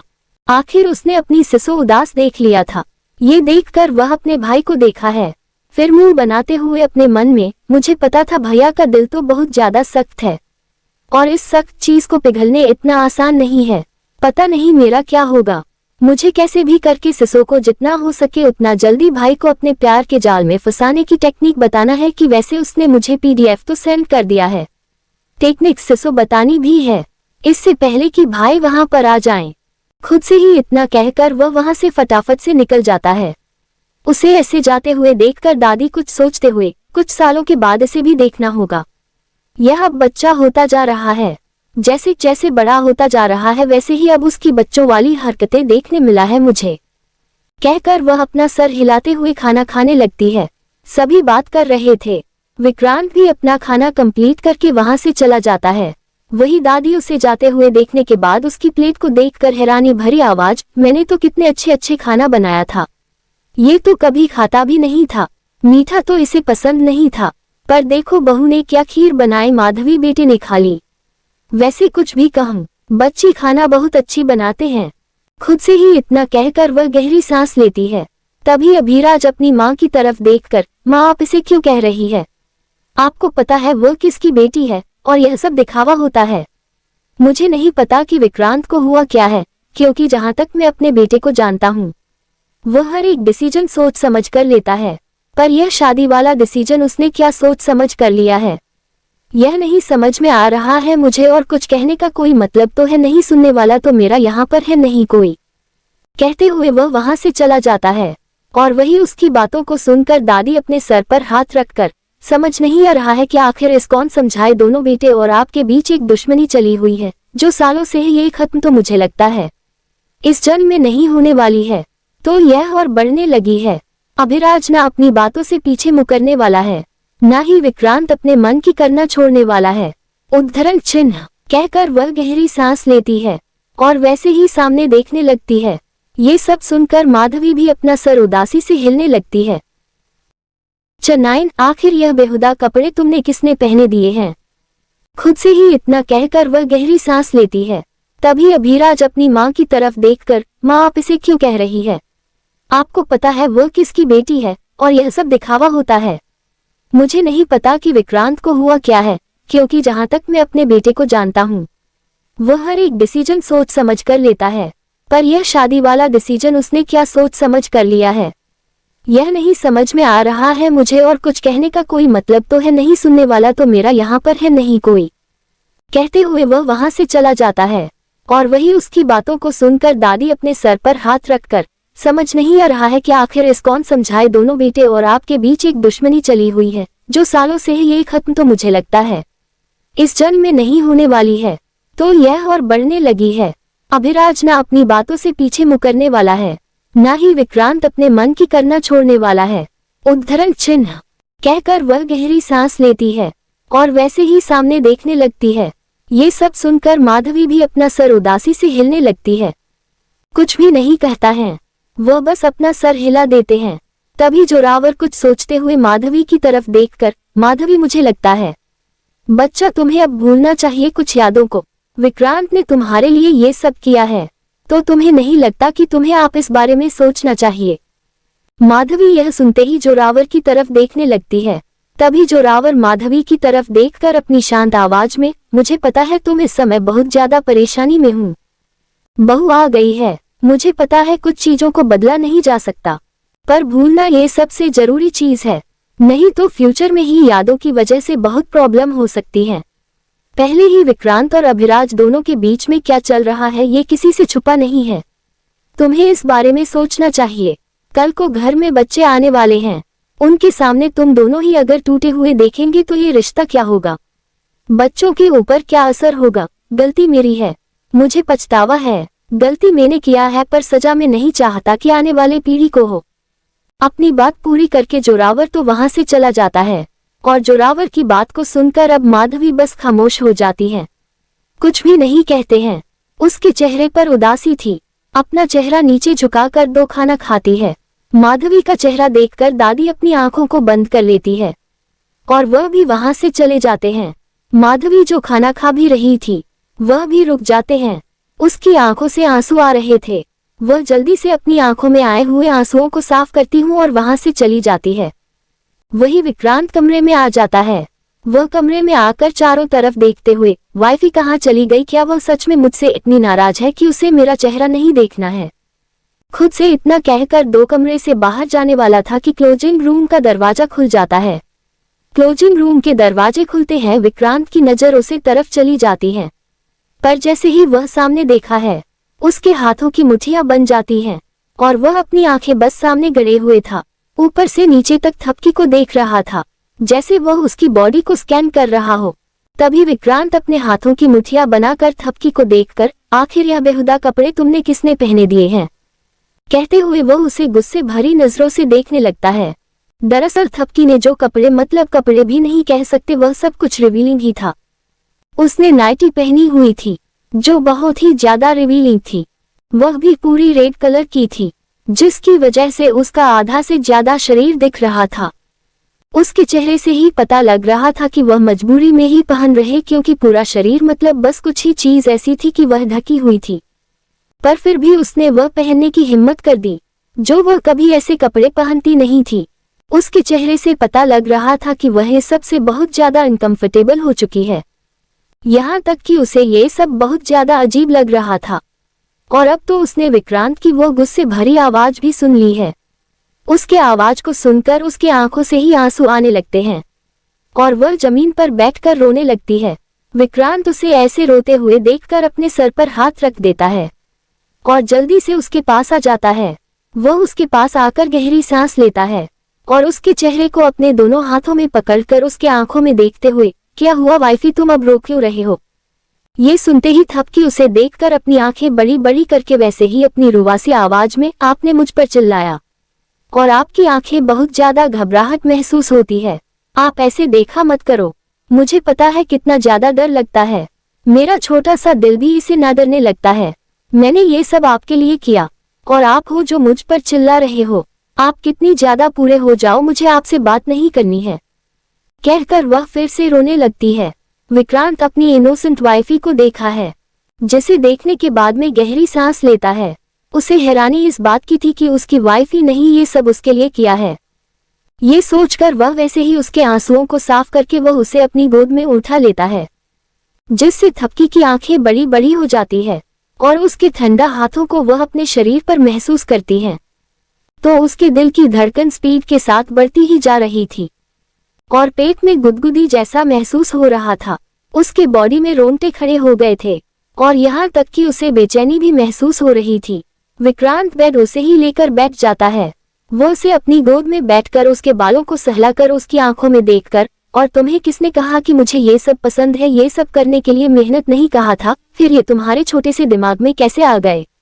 जहाँ तक मैं जानता हूँ ये तुम्हारा दिमाग तो है नहीं। अब बताओ इस दिमाग के पीछे कौन है? ये सुनते ही थपकी को याद आता है कि क्षितिज ने उसे कहा था कि उसका नाम नहीं लेना है। ये याद आते हैं वह जल्दी से अपनी आंखें बड़ी बड़ी करके अपने आंसुओं को साफ करके, नहीं यह मेरा ही दिमाग है। क्या मैंने कुछ गलत किया? आप पति हो और मैं आपकी बीवी हूँ, तो आपको ये सब पसंद आना चाहिए ना, कहकर वह उसे देखने लगती है। और वही उसकी इस बात को सुनकर विक्रांत बस उसकी आंखों में देखा है। उसकी मासूम से वाइफी ऐसा कैसे कह सकती है? उसे पता था इसके पीछे कौन है। वह उसके गालों को सहलाकर उसकी आंखों में देखते हुए, अच्छा तो तुम उसका नाम नहीं बताओगी? चलो उसका नाम मत बताओ, पर ये तो बताओ कि तुमने ये क्यों पहना? मुझे बिल्कुल भी ये पसंद नहीं है। तुम जैसे हो वैसे ही बहुत ज्यादा खूबसूरत हो, तुम्हें ऐसे कपड़े पहनने की जरूरत नहीं है, कहकर वह उसकी बालों को सहलाने लगता है। और वही उसकी बातों को सुनकर थपकी अपनी आंखें बड़ी बड़ी करके, तो क्या मैं कपड़े नहीं पहनूं, कहकर वह बड़ी मासूमियत से उसे देखने लगती है। और फिर वैसे ही उसकी गोद में अपने दोनों पर उसके दोनों तरफ रखकर अपने जो नाइटी थी उसकी स्लीव्स को नीचे करने लगती है। तभी विक्रांत उसका हाथ पकड़कर उसकी आंखों में देखते हुए उसे रोककर, तुम्हें किसने कहा कि तुम्हें ये सब पहनने की जरूरत है? और मेरा मतलब यह नहीं था, तुम जैसे चाहे वैसे कपड़े पहन सकती हूँ, पर ऐसे कपड़े मत पहनो। अब तुम सो जाओ, मुझे भी बहुत ज्यादा नींद आ गई है, कहकर वह उसे अपनी गोद से उठाने की कोशिश करने लगता है। तभी थपकी उसके कंधे को पकड़कर अपना सरनामे हिलाते हुए अपनी आंखें बड़ी बड़ी करके, बिल्कुल भी नहीं, मैं आपकी गोद से खड़ी नहीं होने वाली हूँ, आपको मेरे साथ कुछ करना है। थपकी का ऐसा बोल्ड होना विक्रांत के लिए शौकीन था। उसने थपकी की इन्फॉर्मेशन निकली थी। वह बहुत ज्यादा मासूम है, प्योर इनोसेंट है। उसे अब गुस्सा आ रहा था क्षितिज पर, क्योंकि वह जानता था उसकी वाइफी दिमाग में ये सब डालने वाला वही है। वह अपने मन ही मन उसे गाली देने लगता है, फिर उसके दोनों हाथों को पकड़कर उसे शांत करते हुए, बिल्कुल भी नहीं, मुझे कुछ भी नहीं करना है, मुझे अब सोना है, तुम भी सो जाओ, कहकर वह उसकी कमर को पकड़कर उसे दूर करने लगता है। तभी थपकी उसके दोनों गालों को पकड़कर उसके चेहरे को अपने नजदीक करती है, जिससे विक्रांत अपनी आंखें बड़ी करके उसे देखने लगता है और थपकी बिना कुछ कहे उसके होठों पर अपने होठों को रख देती है। विक्रांत हैरान हो गया था, उसका तो लगभग हाथ नीचे ही गिर चुका था। थपकी का ये करना अनएक्सपेक्टेड था, के लिए उसने सोचा भी नहीं था कि वह ये सब करेगी। थपकी बार बार उसके होठों को बस अपने होठों में भरे जा रहे थे, इसके अलावा वह कुछ भी नहीं कर रही थी। विक्रांत को समझने में देर नहीं लगती कि यह थपकी का पहली बार है। वह भी आप खुद के इमोशंस को कंट्रोल नहीं कर पाता, वह हंग्री बीस्ट बनने लगा था। वह उसके कमर को पकड़कर बिस्तर पर लेट देता है। थपकी आप अपनी आंखें बड़ी कर लेती है, पर विक्रांत की टंग अपने मुंह के अंदर, वह जब महसूस करती है कि वह उसके पूरे मुंह को एग्जामिनेशन रहा है, तो वह अपनी आंखें खुद ब खुद बंद करने लगती है। वह अपने हाथ उसकी गर्दन पर ले जाने लगती है, उसके पर अभी भी उसकी कमर पर बंधे हुए थे। वह बिल्कुल भी अपने पैरों को उसके कमर से अलग नहीं करती है, बल्कि वैसे ही उसे जो करना है वह करने दे रही थी। विक्रांत ने अपना हाथ उसके बालों पर ले गया था और एक हाथ से उसकी कमर को उसने पकड़ लिया था। थपकी का रिस्पांस करना उसे और भी ज्यादा उसकी तरफ एक्साइटेड ने लगा था। वह उसके मुंह को जैसे ही टेस्ट करता है, उसे वह टेस्ट पसंद आने लगता है। वह जिस तरह से उसे किस करने लगा था, वह एक वाइल्ड बीस्ट बनने लगा था, जिससे थपकी को थोड़ा थोड़ा दर्द भी महसूस हो रहा था, क्योंकि वह उसके लिप्स को बाइट करने लगा था। उसने उसके कंधे पर अपने हाथों को रखकर अपने से दूर करने की कोशिश करने लगती, क्योंकि पिछले 20 मिनट तक उसने एक बार भी उसे सांस लेने का मौका नहीं दिया था। वह सिर्फ और सिर्फ मोर्निंग करने लगती है। अब उसे सांस लेने में और भी ज्यादा दिक्कत होने लगी थी। उसका चेहरा लाल लाल होने लगा था, आंखों से आंसू आने लगते हैं, और जब विक्रांत अपने चेहरे पर गीला गीला महसूस करता है, तो वह जल्दी से उसे अलग हो जाता है और उसकी आंखों के आंसुओं को देखने लगता है, जिसे देखकर वह जल्दी से खुद को कंट्रोल करने की कोशिश करने लगता है। वह खुद को गाली देना चाहता था, क्योंकि उसे पता था उसकी वाइफी कितनी ज्यादा सेंसिटिव है और वह उसके साथ क्या कर रहा था। वह अपना चेहरा उसके गर्दन में छुपाकर गहरी गहरी सांस लेने लगता है, जैसे वह खुद को शांत कर रहा हो। किसी ने भी अपनी आंखें बंद कर ली थी, वह भी गहरी सांस ले रही थी। CH10 गिफ्ट देना। वह सिर्फ और सिर्फ मोर्निंग करने लगती है। अब उसे सांस लेने में और भी ज्यादा दिक्कत होने लगी थी। उसका चेहरा लाल लाल होने लगा था, आंखों से आंसू आने लगते हैं, और जब विक्रांत अपने चेहरे पर गीला गीला महसूस करता है, तो वह जल्दी से उसे अलग हो जाता है और उसकी आंखों के आंसुओं को देखने लगता है, जिसे देखकर वह जल्दी से खुद को कंट्रोल करने की कोशिश करने लगता है। वह खुद को गाली देना चाहता था, क्योंकि उसे पता था उसकी वाइफी कितनी ज्यादा सेंसिटिव है और वह उसके साथ क्या कर रहा था। वह अपना चेहरा उसके गर्दन में छुपाकर गहरी गहरी सांस लेने लगता है, जैसे वह खुद को शांत कर रहा हो। किसी ने भी अपनी आंखें बंद कर ली थी, वह भी गहरी सांस ले रही थी। वह जब यह महसूस करता है कि थपकी की सांसें अब धीरे धीरे हो गए हैं, तो वह उसके गर्दन से अपना चेहरा निकालकर अपनी नजरें ऊपर की ओर करके थपकी के मासूम से चेहरे को देखा है, जो लाल हो चुका था। इस समय उसने अपनी आंखों को बंद रखी थी, जिसमें वह और भी ज्यादा खूबसूरत लग रही है। थपकी के ऐसे चेहरे को देखकर विक्रांत अपनी आंखों को बंद कर लेता है। कुछ पल यूं ही निहारने के बाद वह उसके ऊपर जाकर उसके बालों को सहलाते हुए, बस और कोई सवाल है तुम्हारे दिमाग में, तुम्हारे छोटे से दिमाग में क्या चल रहे हैं वाइफी? आखिर तुम किस बात से परेशान हो, मुझे भी पता चले। कहते कहते वह उसकी आंखों में देखने लगता है। थपकी ने भी अपनी आंखों को खोल रखा था। वह अपनी आंखें बड़ी बड़ी करके उसके चेहरे को देखते हुए बड़ी मासूमियत के साथ, क्या आपको मैं पसंद नहीं हूँ? इसी वजह से आपने मेरे लिए गिफ्ट नहीं लाया? आपको यह शादी नहीं करनी थी ना, पर यह शादी दादी के कहने पर अपने करी है। आपको बस एक शादी के लिए लड़की चाहिए थी ना, कहकर उसके चेहरे पर उदासी दिखने लगती है। और वही उसकी बातों को सुनकर विक्रांत की आंखें हल्की ठंडी पड़ जाती है और वो उसके गालों को सहलाते हुए वैसे ही उसकी आंखों में देखकर, और तुम्हें किसने कहा कि मैंने ये सब किसी के कहने पर किया है? मैं खुद करना चाहता था, इसी वजह से किया है वाइफी। और तुम्हें किसने कहा मैंने तुम्हारे लिए कोई गिफ्ट नहीं लाया है? कहते हुए वह उससे दूर हो जाता है और वही उसकी बातों को सुनकर थपकी अपनी आंखें वैसी ही बड़ी बड़ी करके, किसी ने तो कहा तक कि आपको याद नहीं था गिफ्ट लाने का, आप भूल गए थे ना। विक्रांत ये सुनते ही मुस्कुराते हुए क्लोजिंग रूम में चला जाता है और फिर बाहर अपने हाथों में एक छोटे से बॉक्स को लेकर आता है। वह वैसे ही उसके साइड में बैठकर उसे अपनी गोद में बैठा देता है किसी छोटे बच्चों की तरह और उसके बालों को सहलाकर उसकी आंखों में देखते हुए, तब मुझे याद नहीं आया कि मैं तो तुम्हारे लिए गिफ्ट लाया है, आखिर में कैसे अपनी लिटिल वाइफी के लिए गिफ्ट नहीं ला सकता हूँ। प्यार से उसकी आंखों में देखते हुए ये सब कह रहा था और वही यह सब सुनकर थपकी बस ना समझी बड़ी आंखों के साथ उसे देखने लगती है। विक्रांत उसे बॉक्स को खोलना है जहां थपकी की आंखों में चमक आने लगती है। वह अपनी आंखों में वैसे ही चमक लिए उसे बॉक्स को देखने लगती है। वह जैसे ही बॉक्स खुलता है तो उसके सामने बेहद खूबसूरत सी डायमंड रिंग थी। उसे डायमंड रिंग को देखकर उसकी आंखें बड़ी बड़ी हो जाती है क्योंकि वह डिजाइन इतना सिंपल और इतना ज्यादा अट्रैक्टिव था कि उसकी नजर ही नहीं हट रही थी। उसे रिंग से है वह हैरानी भरी नजरों के साथ उसे रिंग को देखते हैं।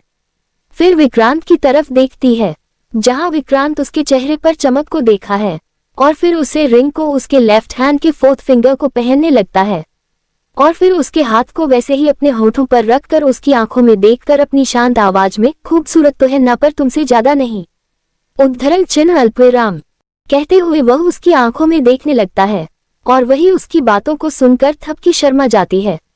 वह अपना सर नीचे झुका लेती है। वही उसे ऐसे शर्माते हुए देखकर विक्रांत उसके बालों को सहला देता है और वैसे ही उसकी आंखों में देखकर उसके गर्दन पर अपनी होठों को रखकर अपनी गर्म सांस छोड़ते हुए, और एक बात अच्छे से याद रखना, मैं कभी भी तुम्हें छोड़ने वाला नहीं हूँ, तो ये सोचा भूल जाओ कि तुम्हें कभी मुझे हर जाती मिल सकती है, कहकर आंखों में देखने लगता है कि बातें उसके लिए बहुत ज्यादा अजीब थी। वह रोंगटे खड़े हो रहे थे, उसकी रीढ़ की हड्डी तक काम उठ चुकी थी। वह अपनी आंखें वैसे ही बड़ी बड़ी करके उसे देखने लगते हैं।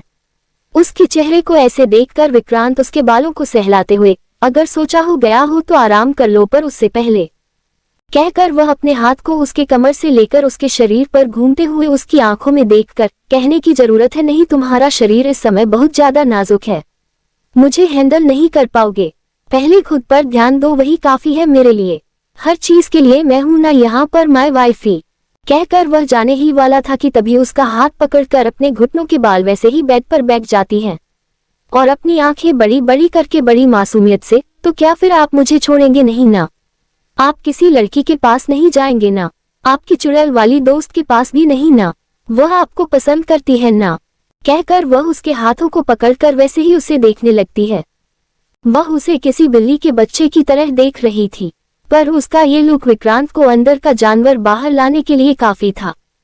वह अपनी आंखों को बंद करके गहरी सांस लेता है। वह जानता था इस समय उसके अंदर क्या चल रहा है। वह गहरी सांस लेता है, उसकी बॉडी अजीब तरह से रिएक्ट कर रही थी, अंदर एक गर्मी पैदा हो रही थी। वह खुद को हार्ड होते हुए महसूस कर रहा था।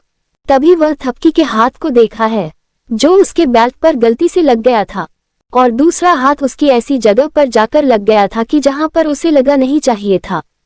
विक्रांत के चेहरे की नसें दिख रही थी।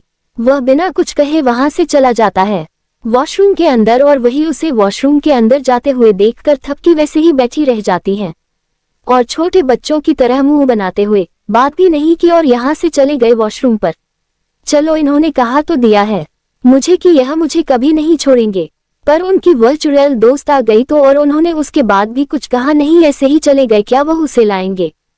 कहते कहते वह अपनी आंखें बड़ी बड़ी करके जल्दी से अपना सर ना में हिलाकर, बिल्कुल भी नहीं, मैं उन्हें लाने नहीं दे सकती, अगर वह आ गए तो पता नहीं मेरा क्या होगा, मैं नहीं जाऊंगी, और वैसे भी पैलेस में जाकर क्या फायदा, किसी को मेरी परवाह नहीं है, मैं इन्हें किसी और को बुलाने नहीं दूंगी, अब मुझे देवर जी से ही मदद लेनी होगी। उद्धरण चिन्ह। खुद से इतना कहकर वह बेड पर लेट जाती है, अपनी आंखें बड़ी बड़ी करके पैरों को फैला देती है और ऐसे ही अपने पैरों को बेड पर रखकर उसे घूमने लगती है। इसे उसे बहुत ज्यादा मजा आ रहा था। वह खिलखिला कर हंसने लगी थी। वही उसके खिलखिलाना की आवाज अंदर जो विक्रांत था वह सुन रहा था, जिसने अपने आवाज को काबू कर लिया था। उसके आवाज सुनकर दीवार से अपने सर को रखकर गहरी गहरी शाम से लेने लगता है।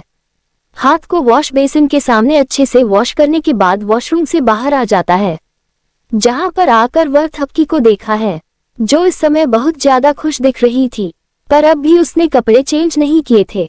उसे ऐसे देखकर उसे खुद पर कंट्रोल करना बहुत मुश्किल होता जा रहा था।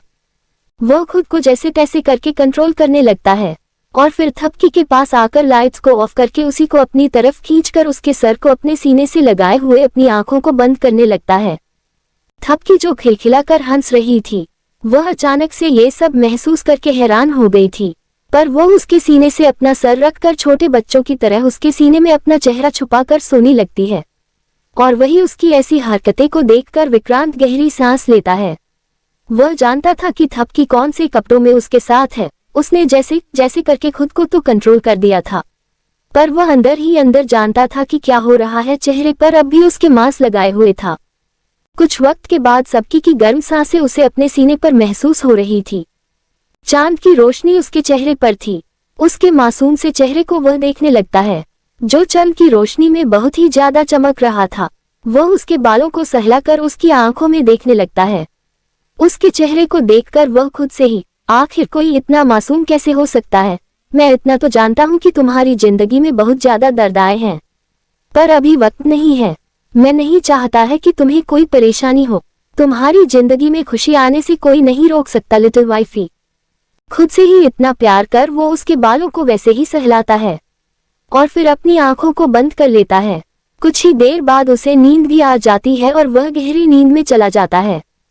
वही दादी जब कमरे में आती है तब वहां पर जोरावर सोफे पर बैठा हुआ था और किसी किताब को पढ़ रहा था।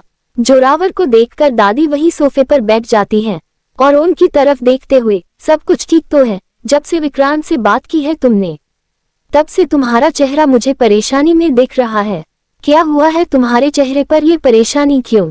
दादी की बातों को सुनकर जोरावर उनकी तरफ देखने लगते हैं और फिर अपनी शांत आवाज में, हंसिका तुम तो जानती हो कि क्या चल रहा है। घर के हालात किसी से छुपी नहीं है।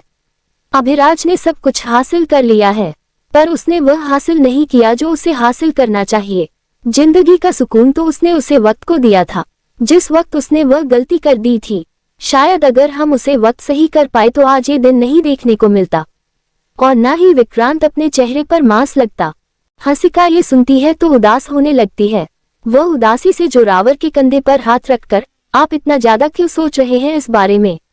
आप भी जानते हैं और मैं भी जानती हूँ कि गलती किसी की भी नहीं थी।